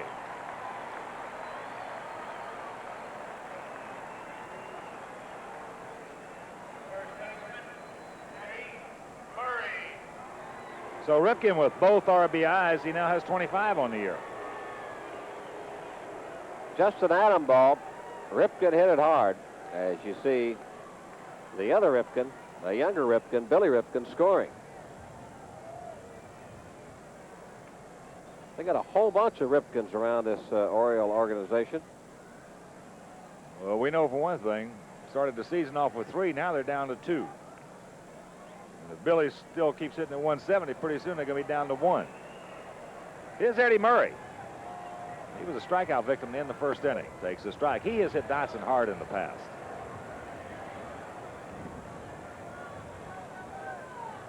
But getting back to the Dotson scenario, and also a couple of starters who say they don't want to work out of the bullpen in between starts. You know, one thing about when Billy Martin is trying to win a pennant, and you come up with some injuries, and you come up with some guys, for an example, Rick Rhoden was a big blow to this ball club going on the DL earlier, and you've got to zig and zag, and that's what winning baseball games is all about. Making adjustments at the time that you have to make the adjustments. You cannot stand pat. There is nothing pat in the game of baseball if you're trying to win. Now, if you're not, that's a different story. Just bring up somebody from AAA, whatever it may be, and let them go out there and get hit hard, lose the ball game, send them back down when the guys come off the DL. But some of these guys may have to be asked to come out of the bullpen in between starts sometimes, especially, as I said earlier, every time that's happened, it has been on the day they were going to throw anyway. Looks to me like you might have a conflicting as that's hit off the end of the bat into center field. Claudell Washington's there. Makes the catch, and it'll retire the side. The Orioles come up with the line on a hit. No errors, a man left after 3, 9-2 New York.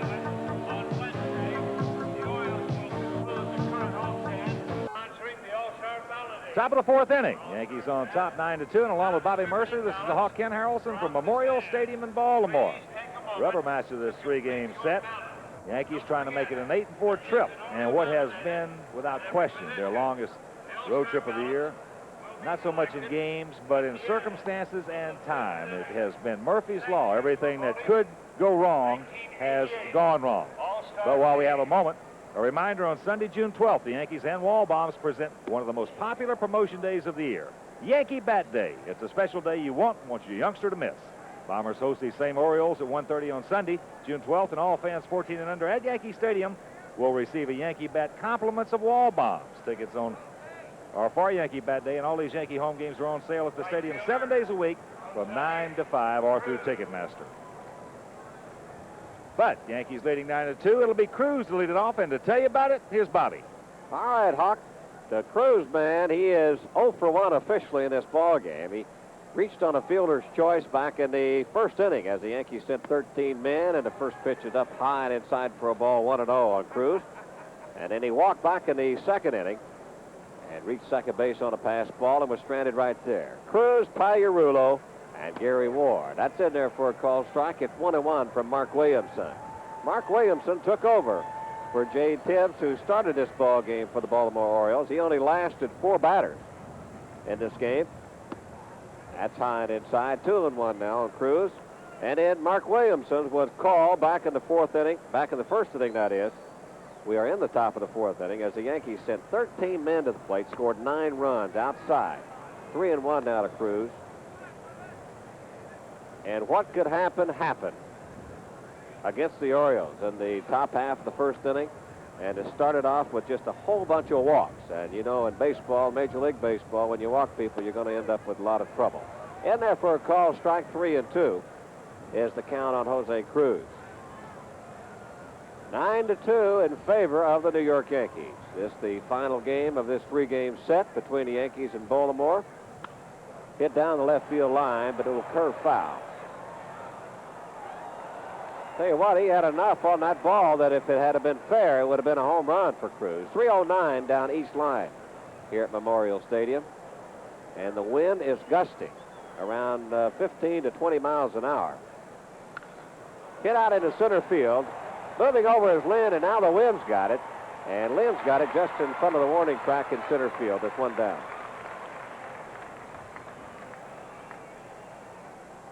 Third baseman, Mike Pagliarulo. Mike Pagliarulo stepping in. Pags, a big base hit back in the first inning. Picked up 2 RBIs, his 39th and 40th on the year. Also came around to score, so he has a run scored and 2 RBIs, a base hit. He struck out back in the second inning. This is his 3rd trip to the plate. And the Williamson breaking ball misses high and outside. Hawk, you were talking about some of the pitchers pitching in relief that are supposed to be starters in a rotation. Do you win a pennant in the month of April or May, or do you win it in June or July or August or September?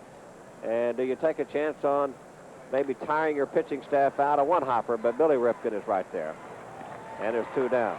I mean, what about the Orioles? Obviously, they lost the pennant in the month of April, right? Well, I think the most commonly used phrase in close ball games that a team maybe goes through a slump in April and May is you hear this so often that you can lose a pennant in April or May. And if that's the case, then the reverse can hold true. I think in a tightly contested division like the American League East, you can lose a pennant. Yes, you can. You can lose a pennant in April or May. If there's good competition, good parity, good balance in that division. But as Ward takes the high curveball, but, you know, again, there's 2 schools of thought on that. There's a school of thought that says don't pitch guys in relief out of the rotation. Then there's a school of thought that says, yeah, you can use them a little bit if you need them, especially on the days they were going to throw. Well, I'm from that school. I believe that you can, especially in guys who are working in 5-day rotations. Hit out into center field and pretty deep. Lynn is on his hotches. He makes a catch as he's got the glasses down. The sun is really bright here at Memorial Stadium on this beautiful Sunday afternoon. And at the end of 3.5 innings of play, it's the Yankees 9 and the Orioles 2.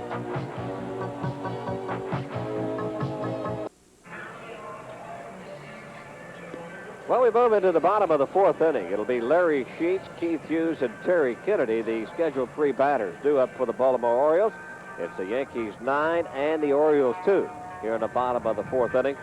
And it was really almost all over with after the first inning as the Yankees came up with 9 big runs off of the Baltimore Orioles. 2 pitchers used in that inning. Jay Tibbs, who started the ball game and then left after only 4 batters that he faced.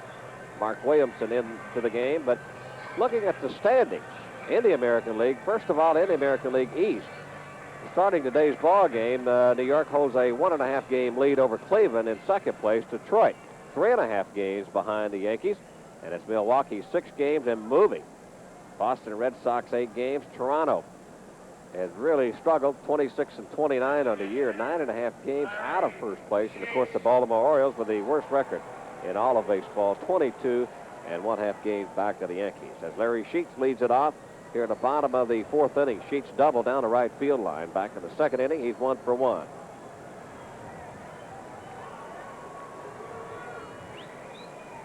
Sheets basically a dead pull hitter. Fouls that one backing out of play.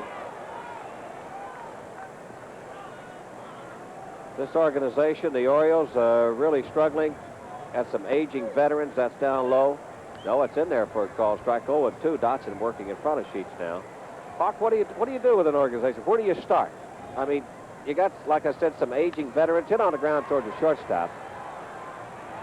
Santana low throw, and it gets away from Gary Ward. I think Gary just got his feet tied up a bit down there. He didn't make a good stretch on it. He wasn't in position to really stretch out on that low throw. A little bit of an errant throw by Santana, but still, as Bobby mentioned, Gary making a little bit of a commitment too quick. And then he just couldn't get there. You can see that ball could have easily been caught. But what do you do, Hawk? Bobby, I'd say I think... Where do you start? By trading your trade, in my opinion, I think the first thing you'd have to do is look at trading Murray. But timing is such a factor now when you're in the shape that the Orioles are in. I think you got to bite the bullet. You got to trade the guys who have market value for some good young kids, as this could be a pair right here. Randolph will tag him, go on to first, rack him up. Double play. That's the 48th twin killing of the year by the Yankees. Well, no doubt that Eddie Murray, his name has been mentioned many, many times in trades, but Murray is making an awful lot of money as you take a look at this double play, and Willie just makes it easy. Hey, how do you trade a guy like Eddie Murray, who is not the youngest guy in the world? He makes a big salary, and he looks like that he could be fading. Well, that's why I say the timing. Right now is not the right time.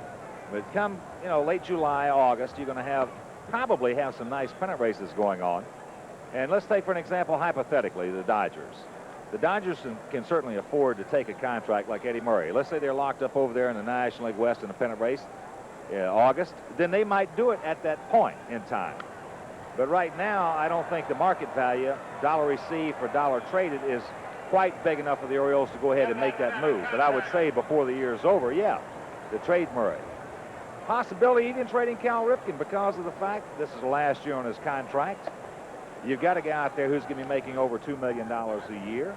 This club is not going to win this year or next year or probably in 1990. So you bite the bullet. Anybody who has good market value that they could trade to make a deal for just 2 or 3 good young kids from an organization, I think you've got to do it. Larry Sheets, as we talked about earlier, has good trade value. As Kennedy has an awful bad at bat right there. Skinner will take his time. That'll end the inning, easy inning. It turns out for Richard Dotson, and the double play takes him out of it. At the end of 4th, the Yankees 9 and the Orioles 2.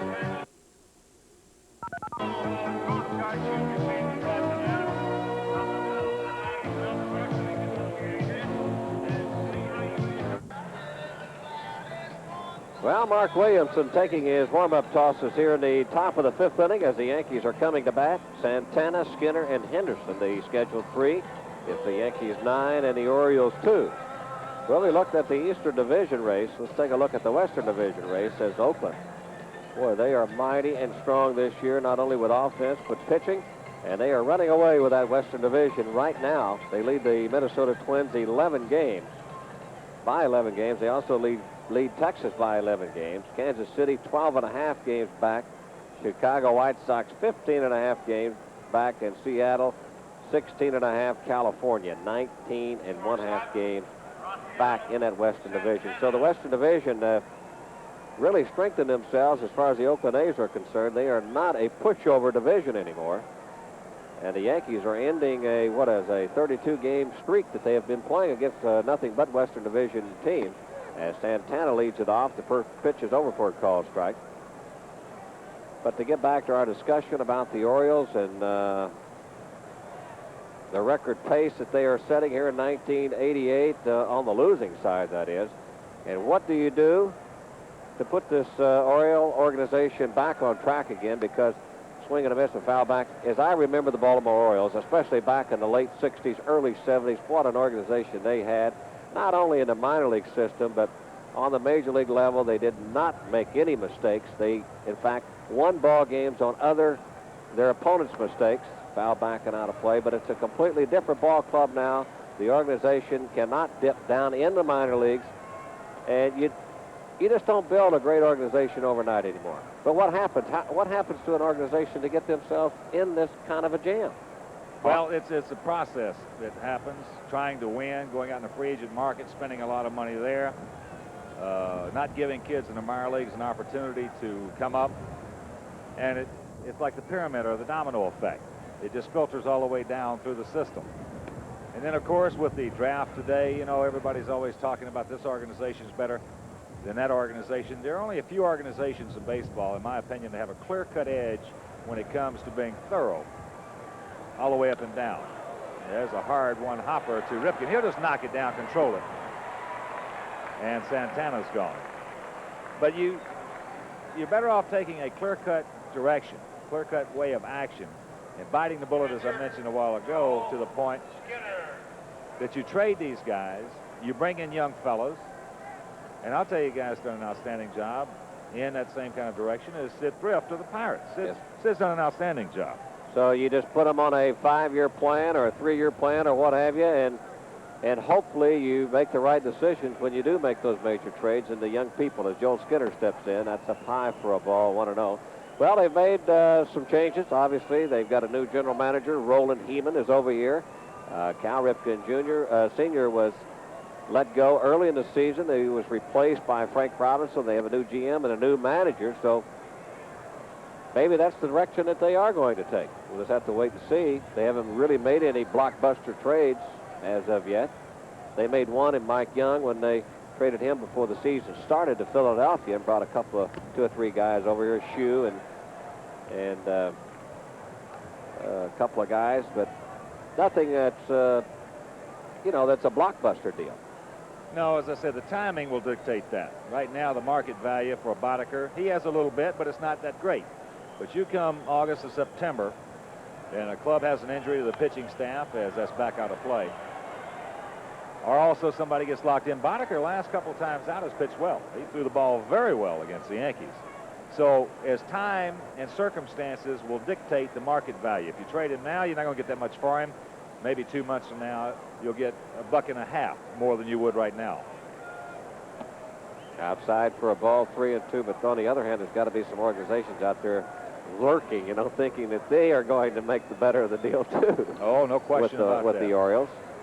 Boy, they're looking to kill you if they can. Hit hard and backhanded nicely. A long throw by Ripken, and it's up high as Skinner makes a slide in at first base. Almost broke his leg. Well, I guess so, and it was a late slide. That'll be an infield hit for Skinner. Ripken playing very, very deep. He'll catch this ball out on the outfield grass. But the thing here, as far as all the Yankee fans are concerned, watch Skinner slide. Bobby mentioned very late. He could have broken his leg very easily. Very easily. You know, one thing about Ripken at shortstop is he's got a lot of baseball savvy, a lot of sense out there, because he plays one of the shallowest shortstops that I've ever seen. You saw him that time playing deep, but he knew Joel Skinner did not have speed, as Ricky Henderson takes the ball down low, 1-0. But he plays that advantage, and he takes that percentage. He knows that he doesn't move quickly to his left and to his right, and he doesn't have a lot of speed himself, so he takes advantage of it upstairs. Well, we talked about it earlier. He cheats more than any shortstop, or I put it this way. He cheats as much as any shortstop in this league, probably as much as anybody in baseball. That's down low for a ball. 2-0 on Henderson. Henderson has had quite a day so far. This is his 4th trip to the plate. Back in the first inning, he walked, came around to score, and he had a base hit with 2 RBIs. That all came in the first inning. Then he doubled down the left field corner back in the 3rd inning. He's 2 for 2 with 2 RBIs and 2 runs scored so far. Swing and a miss.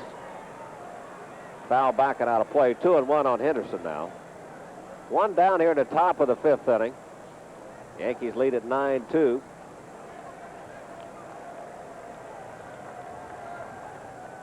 Well, I guess you got to be really patient.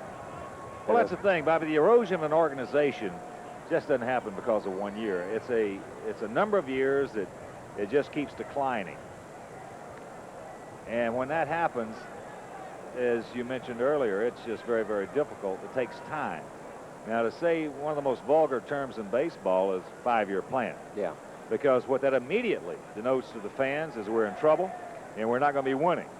But yet, the one thing that you do not want to set in a franchise is indifference or apathy. And that, even though the Orioles are drawing pretty well here, if they continue like this, then that indeed will set in here in Baltimore. Count is 3-1 on Henderson. And the pitch is up high, ball 4. So Henderson walks for his second time here in this ball game. It is the second base on balls given up by Mark Williamson, number 5. Total for the Orioles. Willie Randolph stepping in. Joel Skinner moves down to second. Runners at first and second for Willie. Willie also had a base hit back in the first inning. 1 for 2 with a run scored and an RBI. 1 for 3 on the day.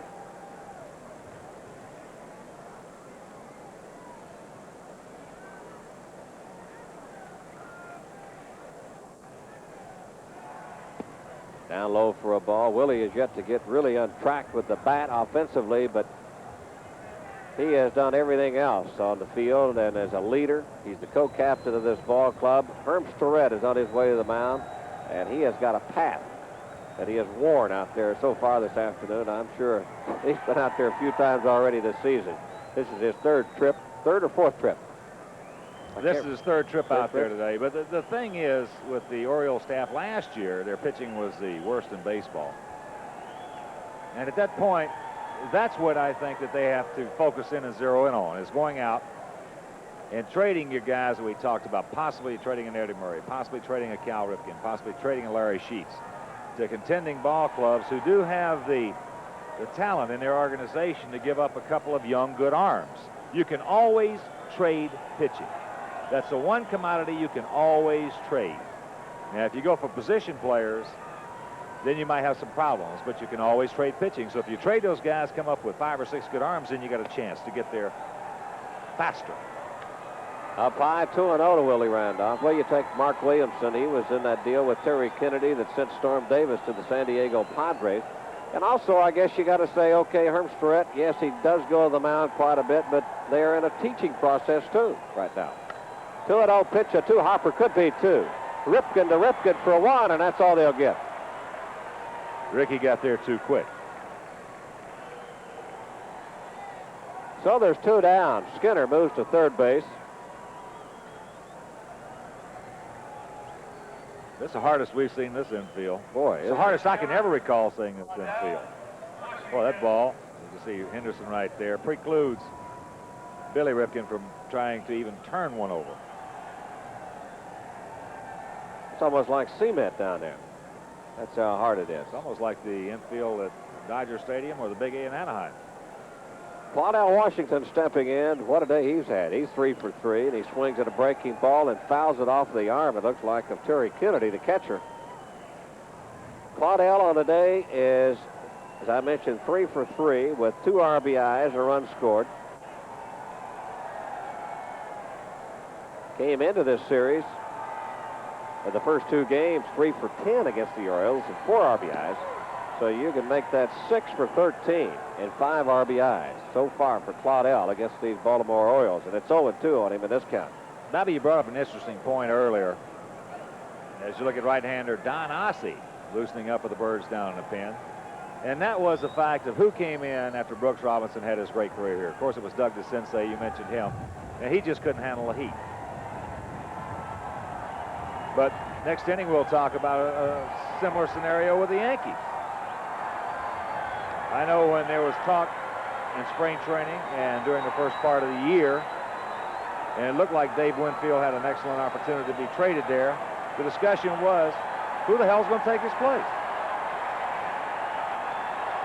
And not so much talent-wise.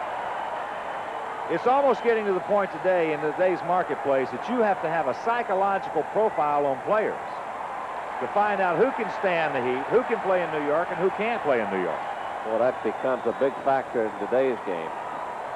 And it's a proven factor already. That's a good point.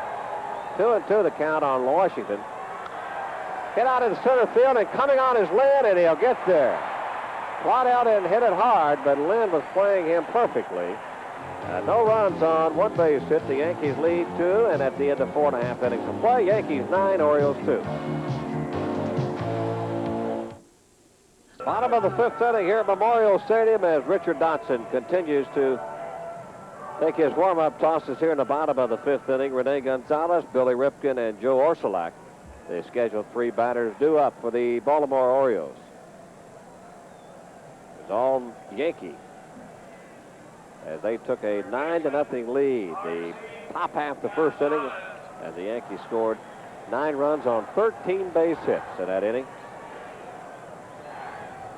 Rene Gonzalez 0 for 1 in this game. He's fouled out to the catcher, Joel Skinner, but does a job on the Yankees, and believe me, he is up there to take his swing. Hard guy to walk. On the outside corner for a called strike. Yet as aggressive as he is, probably what they keep telling Rene is, hey, you got to be more patient. Seems like every time a guy has something that is a positive for him, they try to gear it down a little bit. Breaking ball misses low and outside, so the count goes to 1-1 on Gonzalez.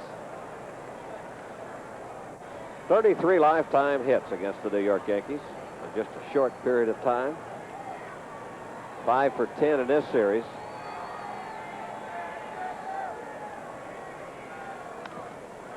A little looper out into center field, moving over his crews. Now coming on is Washington. He makes the catch and is 1 down.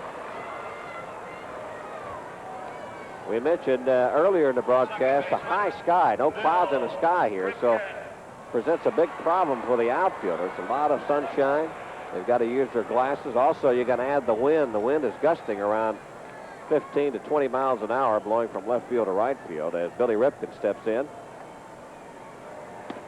Ripken takes a fastball up high for a ball.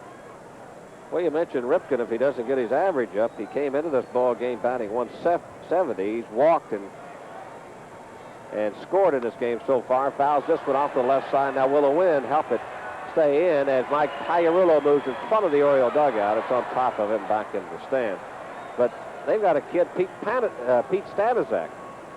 That's a pretty good little player. He's got something wrong with his hand. He's on the disabled list right now, and it's scheduled to come off very soon. If they bring him off, you think that Ripken could be set down?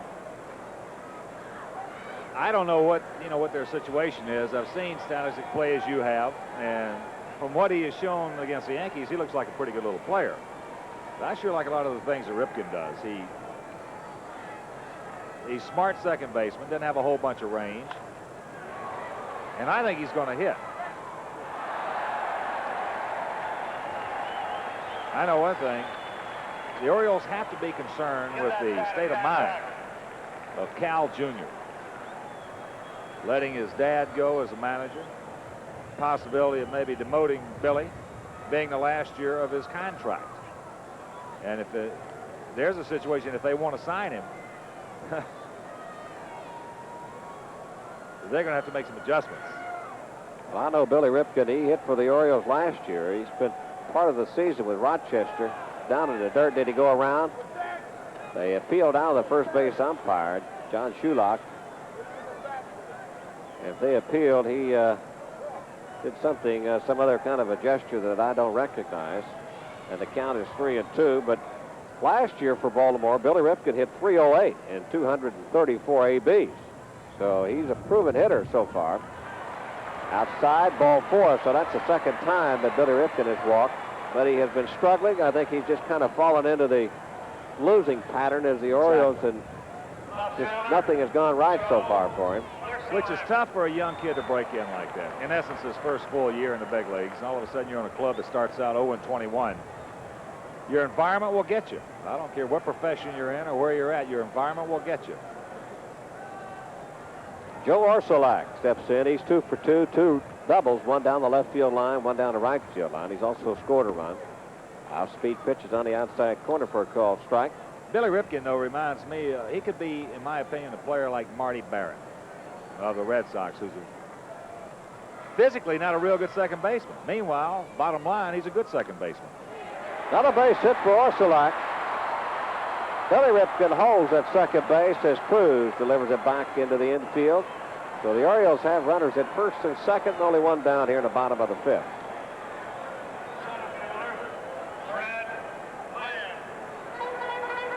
That'll bring up Freddie Lynn, who is 0 for 2 in this game. He flied out to the center fielder Washington back in the first inning and then struck out in the third. This is a big inning right here for Dot. He's got the 9-2 lead, but sometimes Dot will hit that little period there. He can lose it. He can lose it in a hurry. Joel Skinner out to talk to him, but again, the circumstances today dictate the fact that he's got to try to go some innings out there.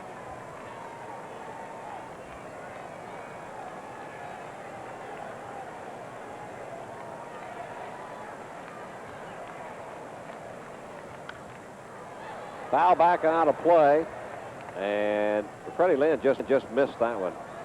In Dotson's last start, which came on May the 30th against Oakland, only 5 1/3 innings, and he gave up only 1 run on 7 base hits. He got a no decision in that game.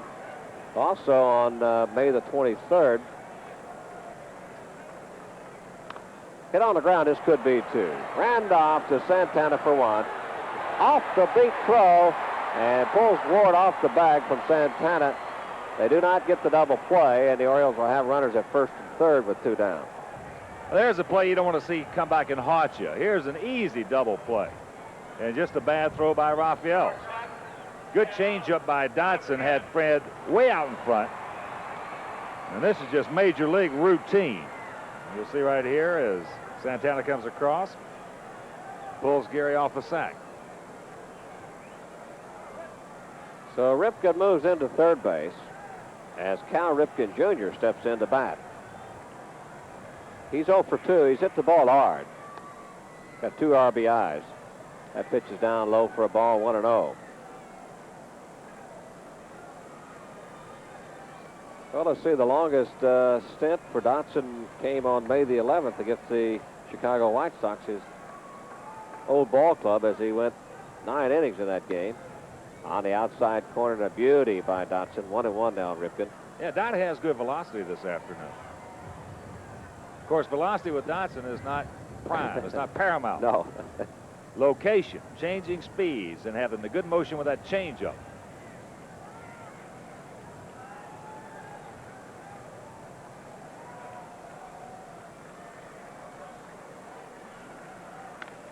Hit on the ground, a 2-hopper. Santana to Randolph as they force the runner. No runs on 1 base hit. The Orioles leave 2. At the end of 5, it's the Yankees 9 and the Orioles 2. The Sports Channel would like to welcome Manhattan Cable and Paragon Cable TV subscribers who are watching our coverage of today's New York Yankees game as part of a free preview. Remember, Sports Channel is your stop for a Subway Series summer.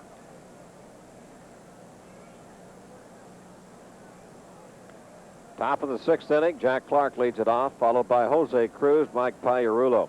You know, Hawk, I thought an interesting statement made by the departed manager, Cal Ripken Sr. in spring training. They asked him, well, what do the Orioles need here in 1988? I mean, what do you really need? And he said he had analyzed the ball club over the winter, and he said they needed speed, pitching, and outfield defense. That doesn't leave a whole lot. I'm sure if he could have put him in order to have been pitching and speed. No doubt about it. I'll tell you what, I've always contended that, hey, you give me a 24-man roster of pitchers and quality pitchers to start spring training, and let me put my ball club together, and I'll guarantee you I will have a tremendous contending ball club. No question. No, as I said earlier, you can always trade pitching. Sometimes you can't trade position players because the market is not as big for position players as it is. Everybody, 26 clubs are looking for pitching. Jack Clark leads it off here in the top of the 6th inning. Yankees 9, Orioles 2, and the pitch is down in the dirt by Mark Williamson, 1-0. And you know what's jumping right up there, right next to it? Certainly as a distant second, but is catching. That's in there for a called strike. 1-1 now to Clark. Those are the two things, pitching by far, then catching, that everybody is looking for. All right, if that is so thin, how can the people in baseball expand to another 3 or 4 or 5 or 6 teams? It'd be awful tough, Murce. Awful tough. 2-1 to count on Clark. I don't think there's any question they realize that.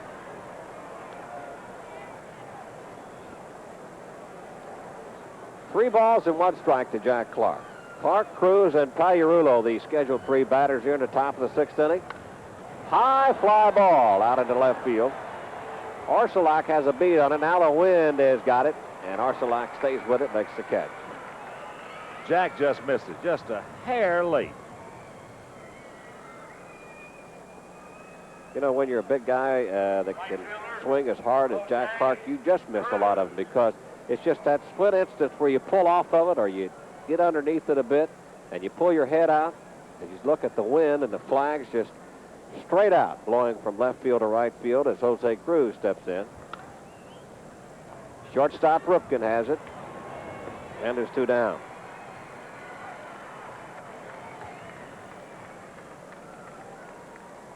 The Yankees have gone 1, 2, 3 in only 1 inning, that being in the 4th inning. As Mark Williamson is working now in his 5th inning, actually 6th inning, because he came in with nobody out in the top half of the 1st inning to replace Jay Pitts. Mike Pagliarulo steps in, tags 1 for 3 with 2 RBIs and a run scored. Swings and misses at a breaking ball, 0-1.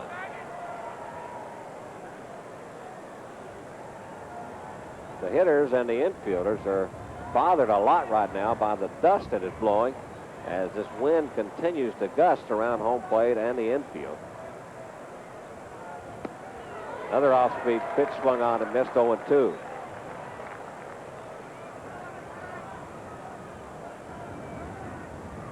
Well, if the Yankees were drowning in their sorrows after that heartbreaking loss last night after 14 innings of play, they certainly are not showing it here. That's outside and low, 1-2. They came right out and just put it right to the Baltimore Orioles. It's one of the beautiful things about baseball, all the nuances that come into play. Fly ball into center field. Lynn broke back, and now he comes on to make the catch. Well, the second 1, 2, 3 inning for the Orioles and Williamson here in the 6th inning at the end of 5.5 innings of play. Yankees 9, Orioles 2. As we move to the bottom of the 6th inning, you can see the wind is blowing. But it's a beautiful day despite the wind, and the wind is certainly not taking anything away as far as the sunshine is concerned here at Memorial Stadium. A lot of youngsters on hand and having a wonderful time as you see a lot of Yankee fans. Just a lot of Yankee fans all over the United States. Every ballpark that we go to, I mean, it seems like to me now, I notice Yankee fans, I think, a little bit more than certain other people do, but it looks like to me that there's always more Yankee fans at these home ballparks for other ball clubs than there are for their own ball. As Eddie Murray steps in, takes the ball low and outside. Well, you know, this morning at the hotel, I mean, the fans that were there were just, the whole lobby was just crowded. And that's the way it is. I told Clyde King, as that's ripped into right field for a base hit. Cruz takes it on the second bounce. And I told Clyde this morning, I said, when I was with the Red Sox, I used to think that the fans were just in abundance. But believe me, it's nothing like the Yankees. Are you talking about the greatest name in franchise history? The York Yankees. You can go just about anywhere in the world. I mean, whether you can go anywhere in the world and mention the name Yankees, they know what you're talking about. As Larry Sheets steps in, gets one out into right center field and deep. Going back is Washington on its back and makes the catch as he crashes up against the wall. What a play by Claudell Washington! We've seen a lot of play out of Claudell Washington and some great catches just like that already here in 1988. Here's a fine play, and the reason being, you might think he's jumping a little early. He knew that he had a chance. He didn't know exactly where the fence was. He knew he had a chance to hit it, So he made his commitment and made the catch. He has covered some ground out there for the Yankees last year and this year. There's a fine catch. And plays like that keep the opposing ball club out of big innings. There's one down, and Keith Hughes steps in. Hughes is 0 for 2. He's grounded out and grounded into a double play. And you can see Larry Sheets and the puzzlement on his face. What else can go wrong as far as he's concerned? Keith Hughes takes a pitch down low for a ball, 1-0. Well, it was Sheets last year that provided 31 home runs for the Orioles. The old spark has gone so far this year. Outside for a ball, 2-0. And you're starting to see more and more players, more hitters, I should say, talking about the ball. That the ball is just not carrying anywhere like it did last year.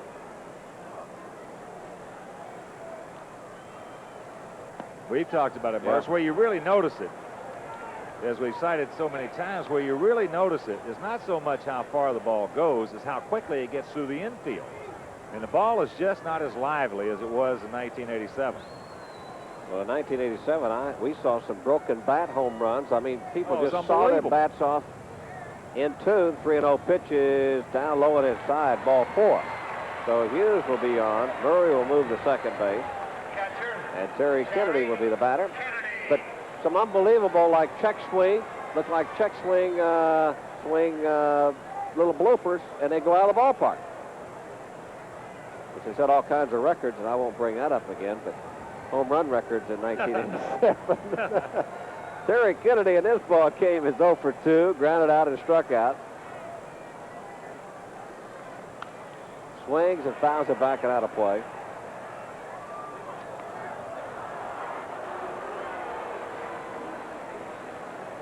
A lot of reasons, though, why the ball was jacked up last year, why the ball may not be jacked up this year.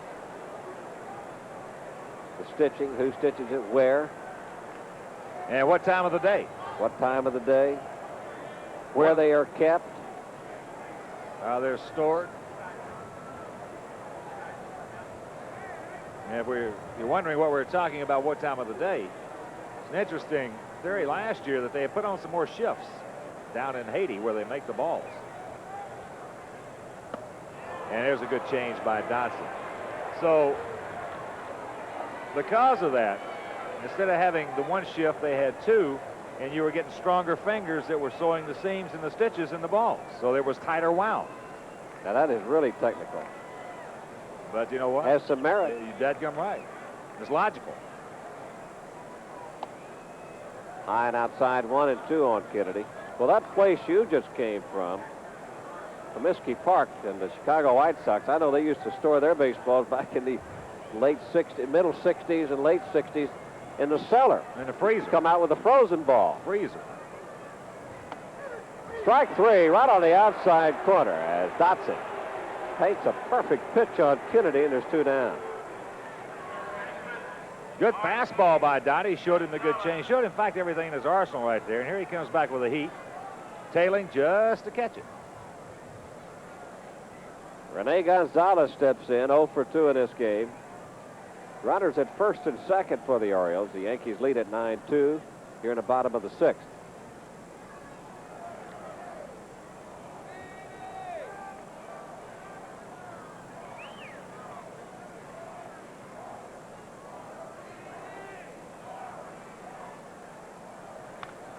Grounder, Pags, it's off his glove. He'll knock it down. He'll hold the runners at third base, and Eddie Murray. Orioles have the bases loaded now with 2 down. Similar play last night. Mike Pagliarulo, the ball was hit a little bit harder, and he ended up throwing it away at first base. Well, sometimes as a pitcher will aim a pitch. Watch how Pags approaches this one. Got his glove in good position down low, but he was feeling for it just a shade. And on a short hop like that, just couldn't come up with it. And with this hard infield, the ball seems like it just picks up speed as Billy Ripken steps in.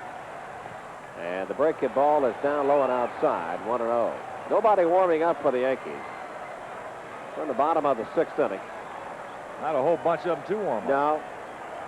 as Mike Ferraro, the interim manager, acting manager, comes out. Well, as I say that, then some activity begins in the Yankee bullpen as Ferraro makes that slow walk to the mound. Well, you mentioned earlier, Hawk, that this is the time that Dotson could start losing it here in the middle innings, and when he loses it, you can tell in a hurry. I've seen Dot pitch virtually almost his whole career in the big leagues, and one thing about him is that he seems to be the kind of guy who has to catch that second win.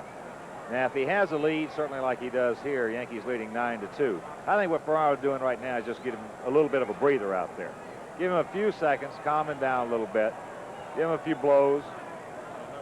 But the thing about Dot is that once he catches that second breath, then he's all right. But if you catch him in there, like they had an opportunity to do last inning, and then what saved Dot right now has been a beautiful play by Claudell Washington. In there for a called strike, so it's 1-1 on Ripken. He's a fun guy to watch because, as I said earlier, velocity does not mean anything to Dotson. He can be throwing hard and still being hit. High fly ball into center field. Should be an easy play for Washington. Well, the Orioles threaten here in the bottom of the 6th inning.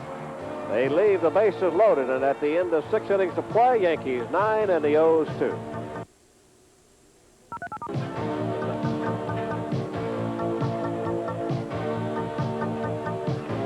Sure, for the Orioles, the third of the day, Don Ossie will come on here in the top of the 7th inning. And Ossie will be facing Gary Ward, Rafael Santana, and Joel Skinner, the bottom 3 in the Yankee order. Ossie on the year is making his 9th appearance for the Orioles. No record, won or loss. He has a 5.59 earned run average, only 9 2/3 innings. 9 hits, 6 runs, and he has struck out 5. So Ossie becomes the third Oriole pitcher used in this game as Mark Williamson leaves. Yankees lead it 9-2. And we're moving into the latter 3 innings of this ball game, and here to take you the rest of the way is the Hawk Kid Harrelson. Thank you very much, Murcer. It'll be Ward, Santana, and Skinner to face the 33-year-old right-hander Don Ossie. 6'3", 222 pounds, out of Yorba Linda, California. Originally in the Boston Red Sox organization, went over to the Angels back in 1978. And now with Baltimore as Gary Ward takes the ball. Gary 0 for 3 this afternoon. He struck out twice, has gone out to center. Up high and the count 2-0. Ossie, when he is right, has one of the best sliders in all of baseball. 9 runs, 8 hits, 1 error for the Yankees. 2 runs, 6 hits, 1 large error for Baltimore. That's out to play right side, and the count 2-1. Mark Williamson did a good job. Line on Mark was 5 2/3, 6 runs, no earned runs. That's what we meant by the large error. No earned runs, 6 hits, 3 walks, and had 3 strikeouts. A little looper in the right field as here comes Hughes, makes a nice catch. Keith Hughes.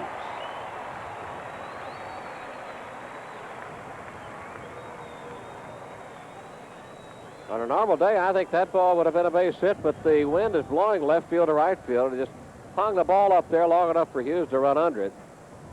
I think it even surprised him. Here's Santana. Walked and scored in the first. Flied to left in the second and bounced to second in the 5th. Good fastball by Ossie on the outer half, and the count 0-1. Well, you could tell you blew into town, I'll tell you that. You brought all this wind from Chicago. No. Brought you all the runs, kid.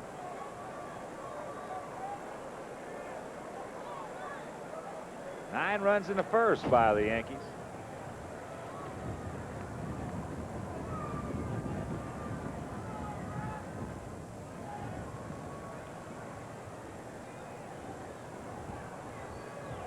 Ball and 2 strikes to Santana.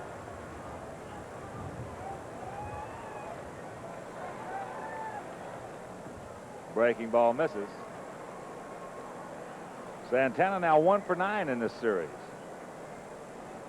Yankees in a tough one last night, lose at 7-6-14. Longest game, time-wise, in Oriole history. Right on the outside corner, so that'll ring up Santana. 4th strikeout by Baltimore pitching this afternoon. Not a whole lot you can do about a strike like that, except hope the umpire calls it a ball. Here's Joel Skinner. He's fighting that gusty wind here at Memorial Stadium this afternoon. Skinner hit the ball that Ripken made the error on. Right on the outside corner. Struck out in the 3rd and had an infield single in the 5th.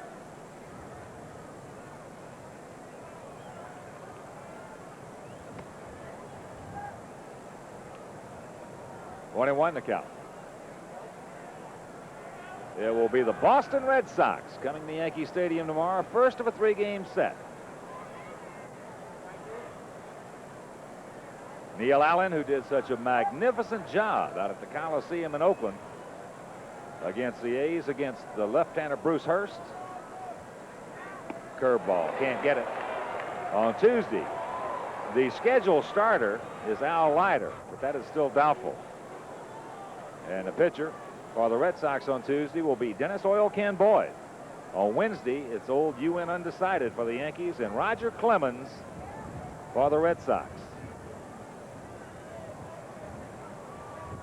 So Boston sending the best they have against the Yankees in that 3-game set. And then, of course, they will have an off day on Thursday. Then it'll be the same Baltimore Orioles coming in for a 3-game series. So the Yankees with a 6-game homestand.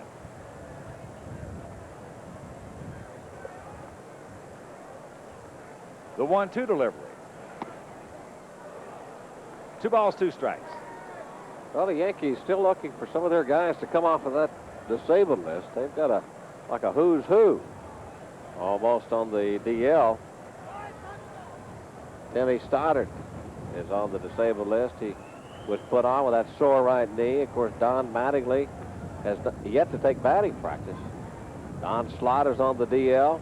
Don Slott beginning to take a little bit of a swing at a few things, and they're waiting for him to see if he can't run, and squat down, where he won't have the problems. He went out with a groin injury. Wayne Tollison is traveling with the ball club, strengthening his arm and taking batting practice and infield every day. Also, Ron Guidry is traveling with the ball club, throwing on the side. That's outside ball 4, so Skinner works Ozzie for a walk, and that'll bring up the leadoff hitter Ricky Henderson. He is 2 for 2 this afternoon, 2 runs scored and 2 knocked in.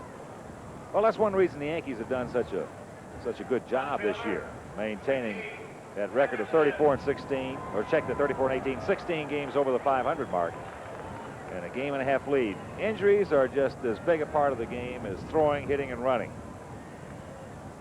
And you've got to overcome them. This shows the depth on the ball club. Everybody's chipped in. Candelaria has just been huge in that respect this year. And Richard Dodson this afternoon going out there knowing that he has got to give some innings. And thus far, he's got them through the first 6.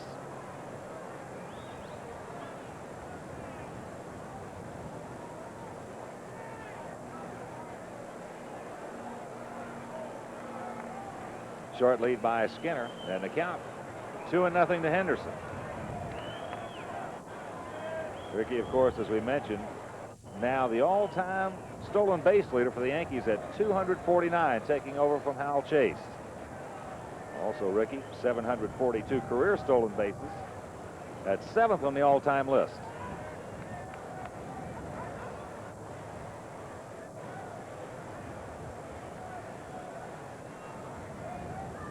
Understandably, everybody taking a lot of time out there. The hitter, the pitchers, because of the wind. Boy, that's a good one here, Murcer. You bet. That's outside 3-0. Kennedy having a tough time on the plate.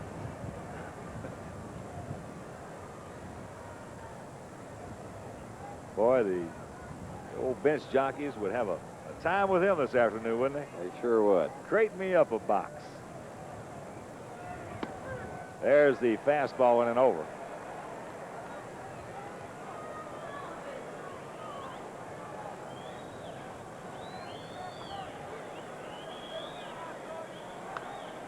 Back out of play, and the count goes full. I can just hear some of those guys over there now telling Kennedy. I'm not sure they tell him it during this game here, but somewhere along the line they say, would you mind mixing in a catch once in a while? You know? Who's the best bench jockey you ever saw?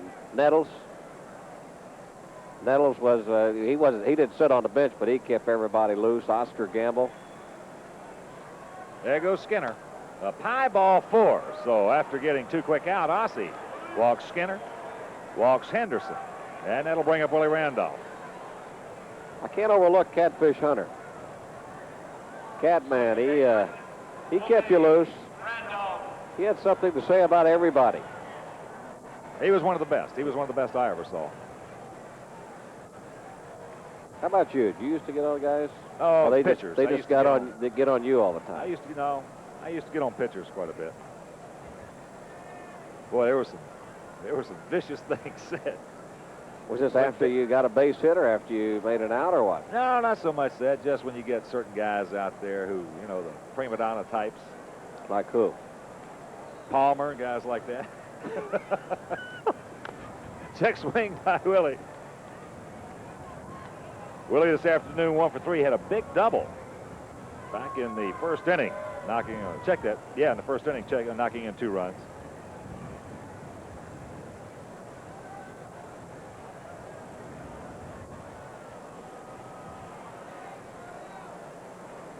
Outside, the count 1-1. Outfield playing Willie well around to the right. Gap between Orsolak in left and Lennon center.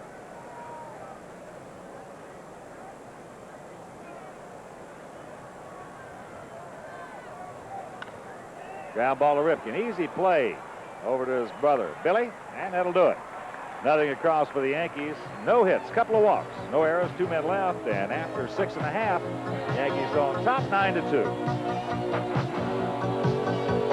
California 2-1 over Milwaukee at the end of 2.5 innings of play. And over in the National League, it's the New York Mets 7-9-10. Well, let's see there. Wait a minute. That's 7-11. 12-0 over the Chicago Cubs. How many is that? 11. Well, I mean, what can you do? But significantly in that ball game, Dwight Gooden had a no-hitter going through the 7th inning, but Damon Berry led the 8th inning off with a base hit, so the no-hitter is, Damon Berry, that is, the no-hitter has been broken in the top of the 8th inning off of Dwight Gooden. Philadelphia 5 and St. Louis 1 at the end of 6 innings of play. It's Montreal 3 and Pittsburgh 2 at the end of 7. Cincinnati is at Los Angeles, Houston at San Francisco, and Atlanta at San Diego. Those are later starts out on the West Coast. Okay, Bobby, right here, it's the bottom of the 7th inning. Yankees lead at 9-2, all 9 runs coming in the first. Checking some particulars for you on our Wiz scoreboard. Toronto at Boston, the starters in that game were Steve and Jeff Sellers. Sellers trying to get on the board. Coming into the day, he was 0-5. Steve on a 6-game roll. He's got his record up to 7-3. Joe Orsolak has been perfect on the afternoon. 2 doubles and a single.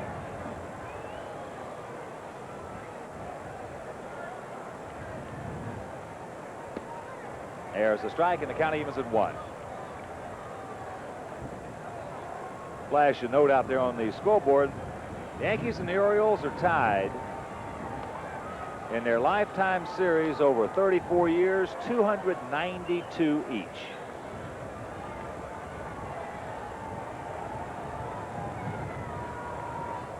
The 2-1 delivery by Dotson.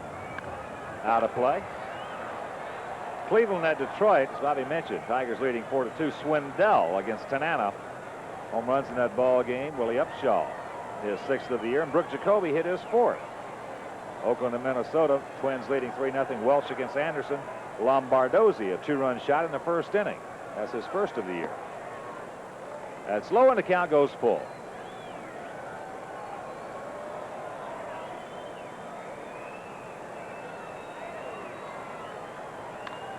Ground ball, Ward. He'll suck it up, make the play, and that's 1 out. Starters in the Seattle-Kansas City game. Royals leading 3-1 after 3.5. Nunez against Gubazov.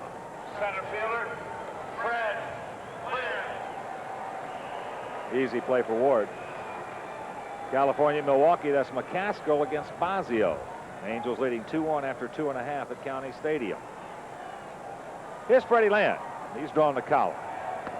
Flied to center, struck out, and hit into a force play.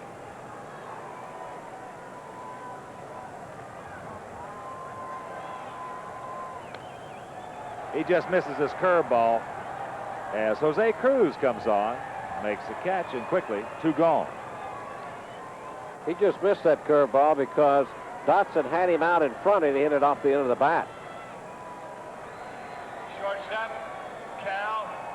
Freddie Lynn had the right idea, though, in this wind. Uppercut, get it in the air if you can. Go to Hackett up. Here's Cal Ripken. He's 0 for 2, but has driven in both Oriole runs with a force out in the first and a sacrifice fly in the third. Cal Jr. been around a long time and only 27 years of age. Outfield straight away, spread out. That's off the end of the bat and to left center field. Claudell's there with a nice running catch. That's his second nice running catch of the ball game. So Dotson, for the first time in the game, retires the Orioles in order. And after 7, 9-2 Bronx Bombers. In right here to Sports Channel as Stan Fischler hosts the New Jersey Devils, A Coming of Age, the show that covers the Devils' rise from the bottom of the Patrick Division to Stanley Cup contender. The New Jersey Devils coming of age tonight at 7 right here on Sports Channel. Boy, indeed, they did grow up this year. What a season by the Devils. They made a lot of fans. Right here, it's the top of the 8th inning. Yankees leading 9-2. It'll be Washington, Clark, and Cruz to face the right-hander Don Ossie. 9 runs, 8 hits, 1 error for the Yankees. 2 runs, 6 hits, 1 error for the Orioles. Claudell is 3 for 4. 2 RBIs. The only time he was retired, he hit it hard. Now he's 4 for 5. So Claudell getting on the board in nice fashion. First hit off Ossie. And here comes Jack Clark. Jack has walked, scored a run. Bounced to short, pops to short, and he just missed going deep back in the 6th inning. Ossie has never had the velocity since that arthroscopic surgery. It's not the same pitcher since the surgery.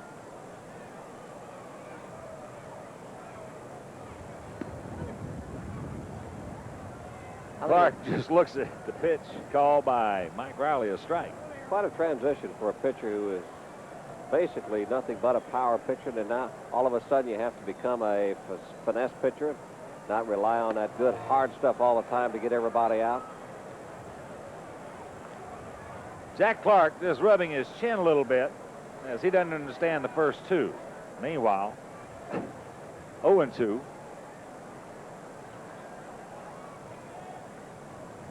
I love to watch Clark. Little grounder left side. Rene Gonzalez, long peg over to first. And there's one out. Washington moving into second.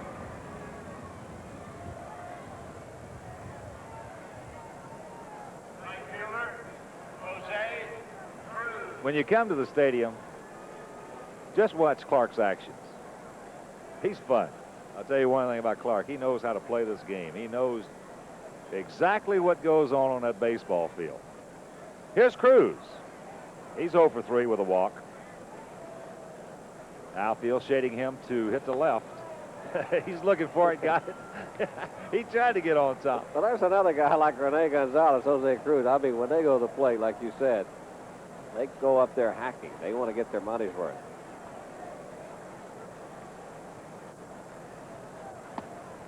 He lays off that one in the count 1-1. Well, as we talked about before, that is one of the biggest Latin traits. Well, those kids come out of Latin America, and they come out swinging that bat. They don't walk very much. 2-1. I'll tell you one of the greatest things you ever want to see. I know I had an opportunity to play winter ball for several years in Venezuela. Of course, we went to the Dominican Republic. Let a pitch misses low. Also in Panama.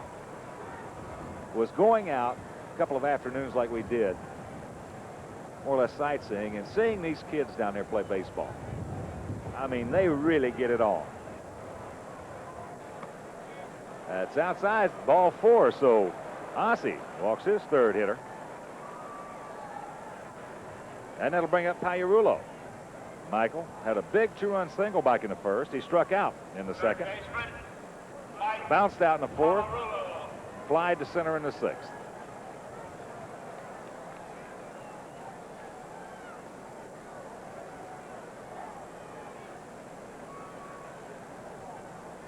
We're going to have every hot dog wrapper in the stands out on the field before this game is over with. For some reason, it seems like that every time we used to come into Memorial Stadium, there was that gusting wind. It was either one of the two. It was either very still, as Pags had a pretty good rip right there on the fastball. It was either very still and so hot and humid it was hard to breathe, or the wind was really gusting.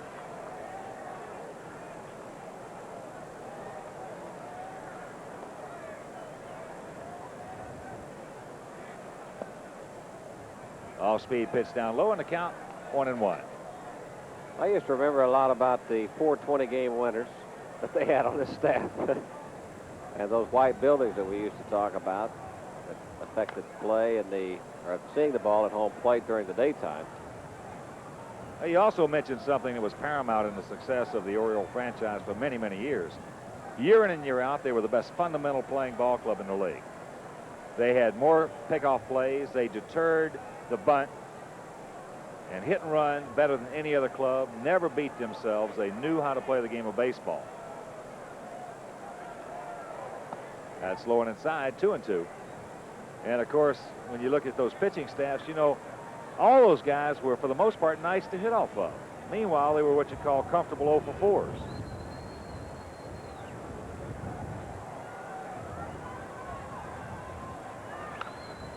That's high into right center field. Lynn going back on the track, has room, makes the catch as the runners tag, and they will advance. Thought for a second, getting up in that jet stream, that it had an opportunity to leave. Meanwhile, 2 out.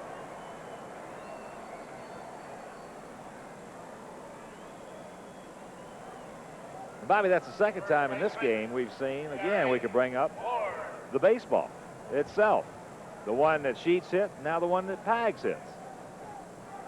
I actually thought that ball was going out of the ballpark.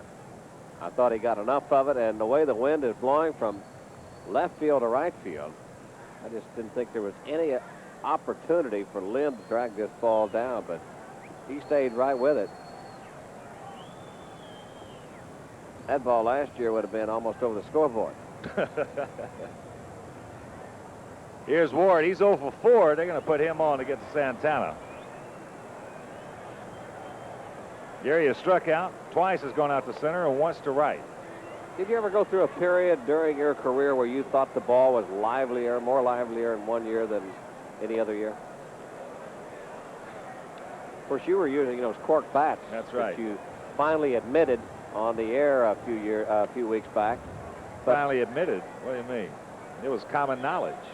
Oh, they knew you were cheating. Oh, everybody. Well, I wasn't the only one now, you know. I would say probably a minimum 50, minimum of 50, maybe as high as 70% of the guys on our ball club used them. But not at all the baseball. Well, I remember when Reggie, back in 1969. Reggie Smith? Jackson, when he hit the 47 home runs, he was using that K75 36-35 or 35-35 cork to the hilt. That was loaded. I'll tell you what. You talking about some shots. Now, of course, Reggie didn't need it. Why would he want to use a cork bat? He didn't need that cork He hit bat. some of the most ungodly shots back in '69 that's ever been hit in this game by anybody for 1 year. As Santana steps in, takes it up high. 9-2 Yankees on top here in the 8th inning. Well, I'm distressed. I really am. There's a future Hall of Famer that I've used a cork bat.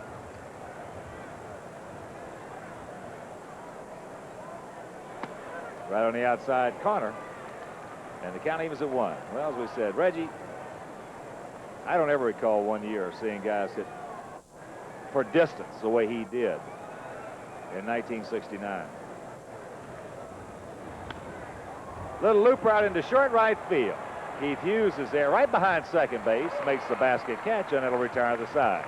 Yankees with a threat here in the 8th. Can't in home plate. Nothing across. There was a hit, no errors, 3 men left. And after 7.5, 9-2 New York. The month of June features a great lineup of Yankee promotion days. On Sunday, June the 12th, the Yankees host the Orioles at 1:30, and Wall Bombs presents Yankees Bat Day. The Cleveland Indians visit the stadium June the 23rd through the 26th for a 4-game series, highlighted by these 2 special days. On Saturday, June the 25th, it will be Delwood Yankee Batting Glove Night, and on Sunday, June the 26th, the Yankees host the 5 at 1:30. And immediately following the game, Citibank presents the Beach Boys live and in concert. Get your tickets soon for these great promotion days in June. Tickets are on sale at the stadium or through Ticketmaster. For more information, call the Yankees at 212-293-6000, and we'll see you at the stadium. Richard Dotson has thus far given the Yankees exactly what they had hoped for. Innings. Bullpen, not in real good shape, but Dotson, going into his 8th inning of work, was helped out by a quick 9-0 lead. 9-2 Yankees over the Orioles. For Baltimore, here in the 8th, it'll be Murray, Sheets, and Keith Hughes. There you see a change as Jay Buhner moves into right field in place of Jose Cruz.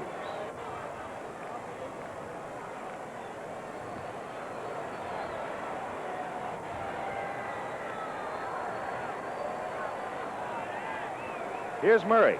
He's 1 for 3. Had a single back in the 6th inning. Takes a strike.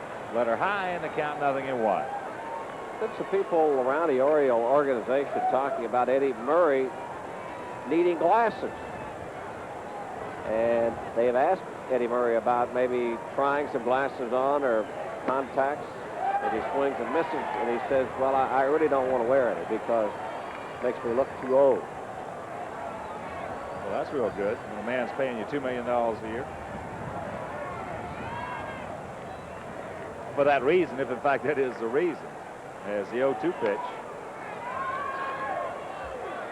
Yeah, this might be a situation here that can't be reconciled. He used to be the darling of Memorial Stadium.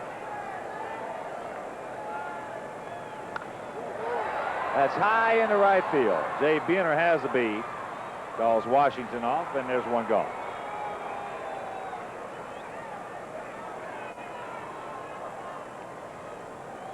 That'll bring up the designated hitter, Larry Sheets.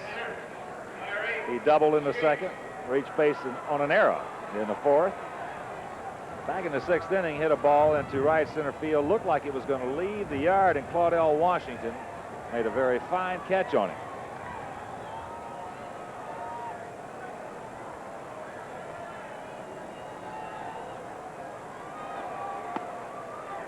One and 0.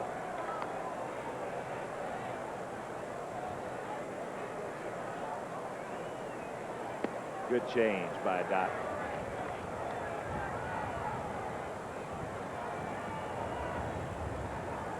I think the wind has picked up. Fastball, he comes back with it. And the count 1-2. It has been gusting all afternoon. Follows the fastball with another change.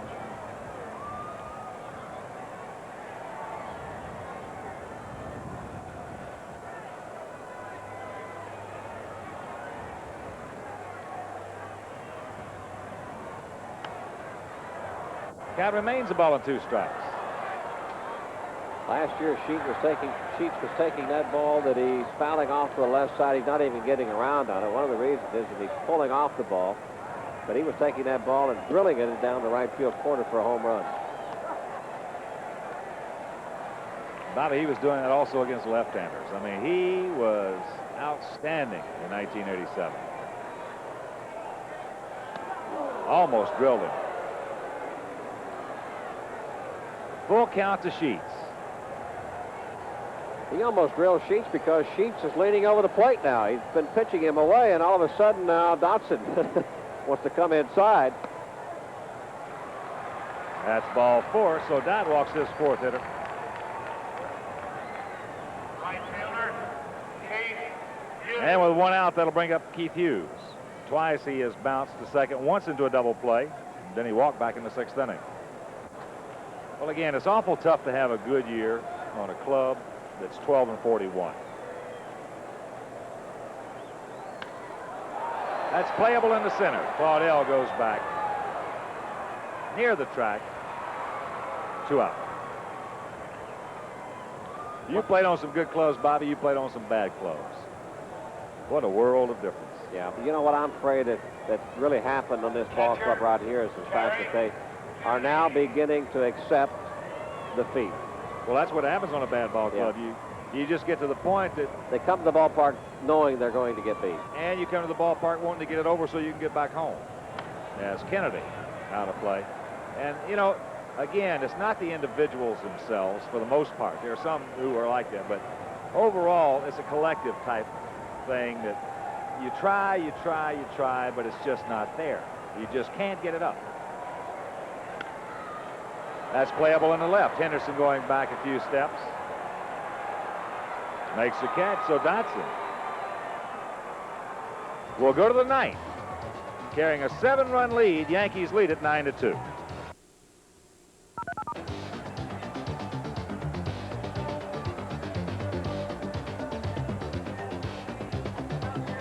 Copyrighted telecast is presented by authority of the New York Yankees and is intended for the private, non-commercial use of our audience.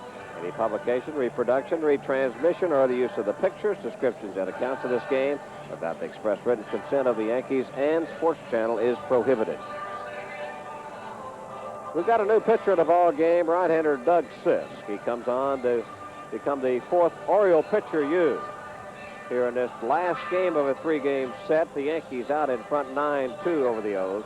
And Doug Sisk on the year is got a record of 2-2, 3.06 earned run average. This is his 23rd appearance for the Orioles, 32 1/3 innings pitched. He has struck out 10 and allowed 43 hits in those 32 innings.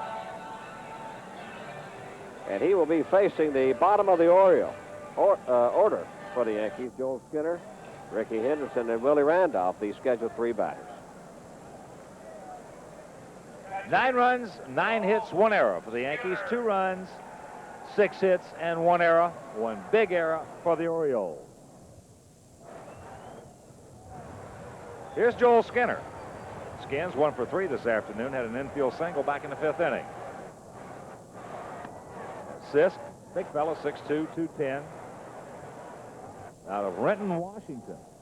Now resides in Tacoma, of course, starting his Major League career off with the Mets back in 1982. 1-1 the count. Outfield swung around to the left as that wind continues to blow hard from left field to right. Skins can't get the breaking ball. A ball and 2 strikes. A 9-run Yankee 1st inning. Now the breaking pitch, and that'll do it for Joel. Fifth strikeout for Oriole pitchers this afternoon. That'll bring up the leadoff man, Ricky Henderson. He's 2 for 2. He singled in a pair back in the 1st inning. He doubled in the 3rd, and he's drawn 3 walks. And once again, be sure to make your plans to be with us at the stadium. Boston Red Sox coming into town tomorrow. First of a 3-game series. Neil Allen against Bruce Hurst. On Tuesday, Al Leiter against Oil Ken Boyd. And on Wednesday, Ewan undecided for the Yankees against hard-throwing right-hander Roger Clemens for the Red Sox.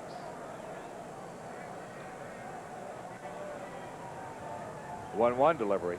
Watch out. 2-1. As you can see, Sisk has a lively arm. Ball moves all over the place, but he's got a good slider.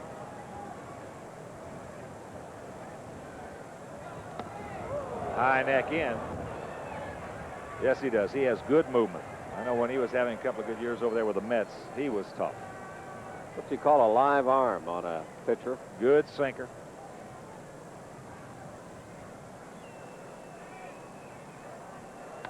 Watch out. Yay, my knee. Got Willie Randolph. Hope it did not get him in the hand. I think it got the bat. I tell you, I don't think I've ever seen that before. That got the bat. Yeah. That was a double foul. I'll tell you what, that could have been disastrous for the Yankees. That almost got him in the hand. See, the bat boy was alert. Lord have mercy. The last thing they need. Here's a payoff pitch. Comebacker. Sisk controls it over to Murray, and that's out number 2. I bet Willie's saying, why they keep picking on my wrist? Well, he's played in pain now for about 3 weeks, almost a month. And as you mentioned earlier, Bobby, one of the things about Willie is simply his presence on the club, presence on the field, what he has to say in that dugout. So important to the Yankees. He's 1 for 4 this afternoon, had a 2-run double back in the first inning. RBIs for the Yankees today. Henderson has 2, Randolph 2, Washington 2, and Pags has 2. Pags now with 40 on the year.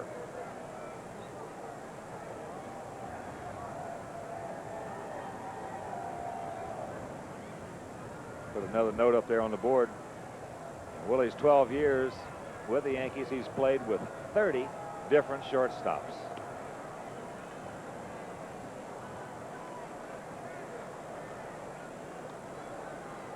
You weren't one of them. I won't touch that one. I You know weren't one of them. you were looking right at me when you said that, too. That's low in the count, 2-1. Obvious, I would have solidified that shortstop position, and Willie wouldn't have had to I guess play with all those guys. the best way to put that is, who was the best second baseman you played with?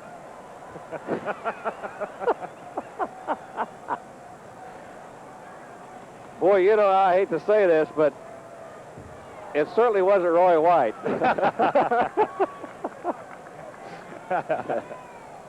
I did have an opportunity to play a full year with Bobby Richardson, though. That's not too shabby. No, he taught me a lot. 2-2 pitch. Ripken should make the play. Calvin's up with it. Over to Murray. So Sisk comes in. Gets rid of the Yankees in order. 1-2-3. They'll go to the bottom of the 9th. Orioles in trouble. They trail it 9-2. Richard Dodson trying to complete the game right here for the Yankees as they lead Baltimore 9-2.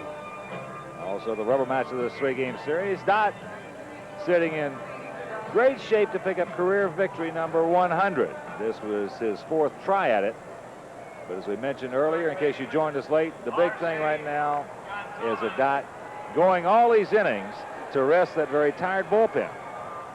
While the Orioles here tonight, scheduled hitters are Rene Gonzalez, Billy Ripken, in the top of the order, Joe Orsulak. Gonzalez 1 for 3, had an infield single back in the 6th inning. Dodd also trying to square his career mark against the Orioles at 8. Pags in at the cut of the grass at 3rd as Gonzalez takes the strike.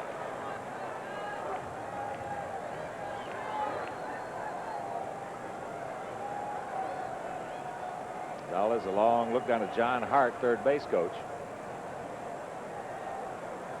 Outfield spread out straight away, and they're short. Curveball outside, and the count 1-1.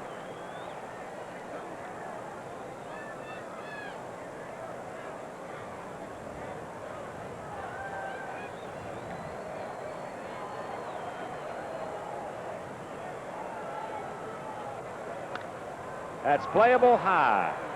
Claudell Washington.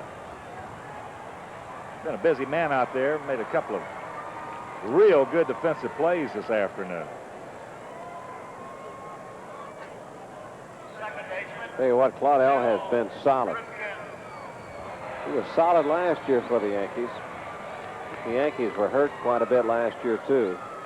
They didn't have quite the depth that they have on this ball club in 88 that they had in, in 87 they have here in 88. Billy Ripken takes a strike. Billy 0 for 1, a couple of walks. In fact, that put out by Washington his 9th of the game.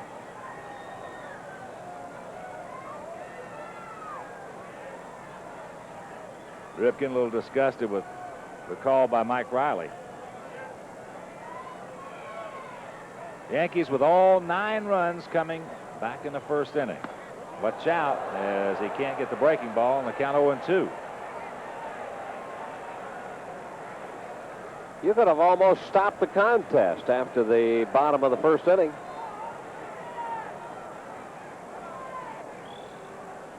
Well, again, one of the nuances as you look at Ripken losing the bat, but one of the nuances of baseball, especially in a winning type, trying to be a winning type club, is the fact that the tough one last night, and let's just say, let's turn it around. Let's say the Orioles have come out this afternoon. As there's a ground ball left side. Pags a good stop. Can he get it? He does. Nice play by Pagliarulo.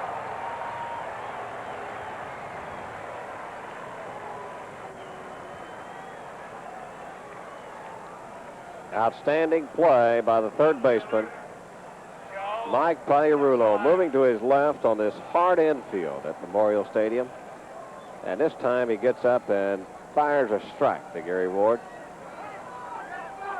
And Mike Riley has just thrown out Ripken, I believe. Still beefing about that call for a strike. I believe it was Billy Ripken. Yeah, it was. Billy must have said something to Mike Riley as he was trotting back across home plate on his way to the Oriole dugout. Frank Robinson's out there now. Mike Riley and Billy Ripken, of course, tempers flare. Now Riley is still chasing Billy Ripken. Frank is out there trying to be the peacemaker, get in between both the player and the umpire. But you know, you go back, this is almost like it's part of the game now, but you go back to the top of the first inning, you know, you can just about go to any inning and pinpoint something that turned the ball game around. And an error back in the first inning. This should do it. Joe Arcelak pops it up. Here comes Henderson. He makes the catch, and that's a Yankee winner. Dotson retires the Birds in order here in the ninth. Final score, Yankees take the rubber match of this 3-game set, 9-2. We'll be back to wrap it up right after this.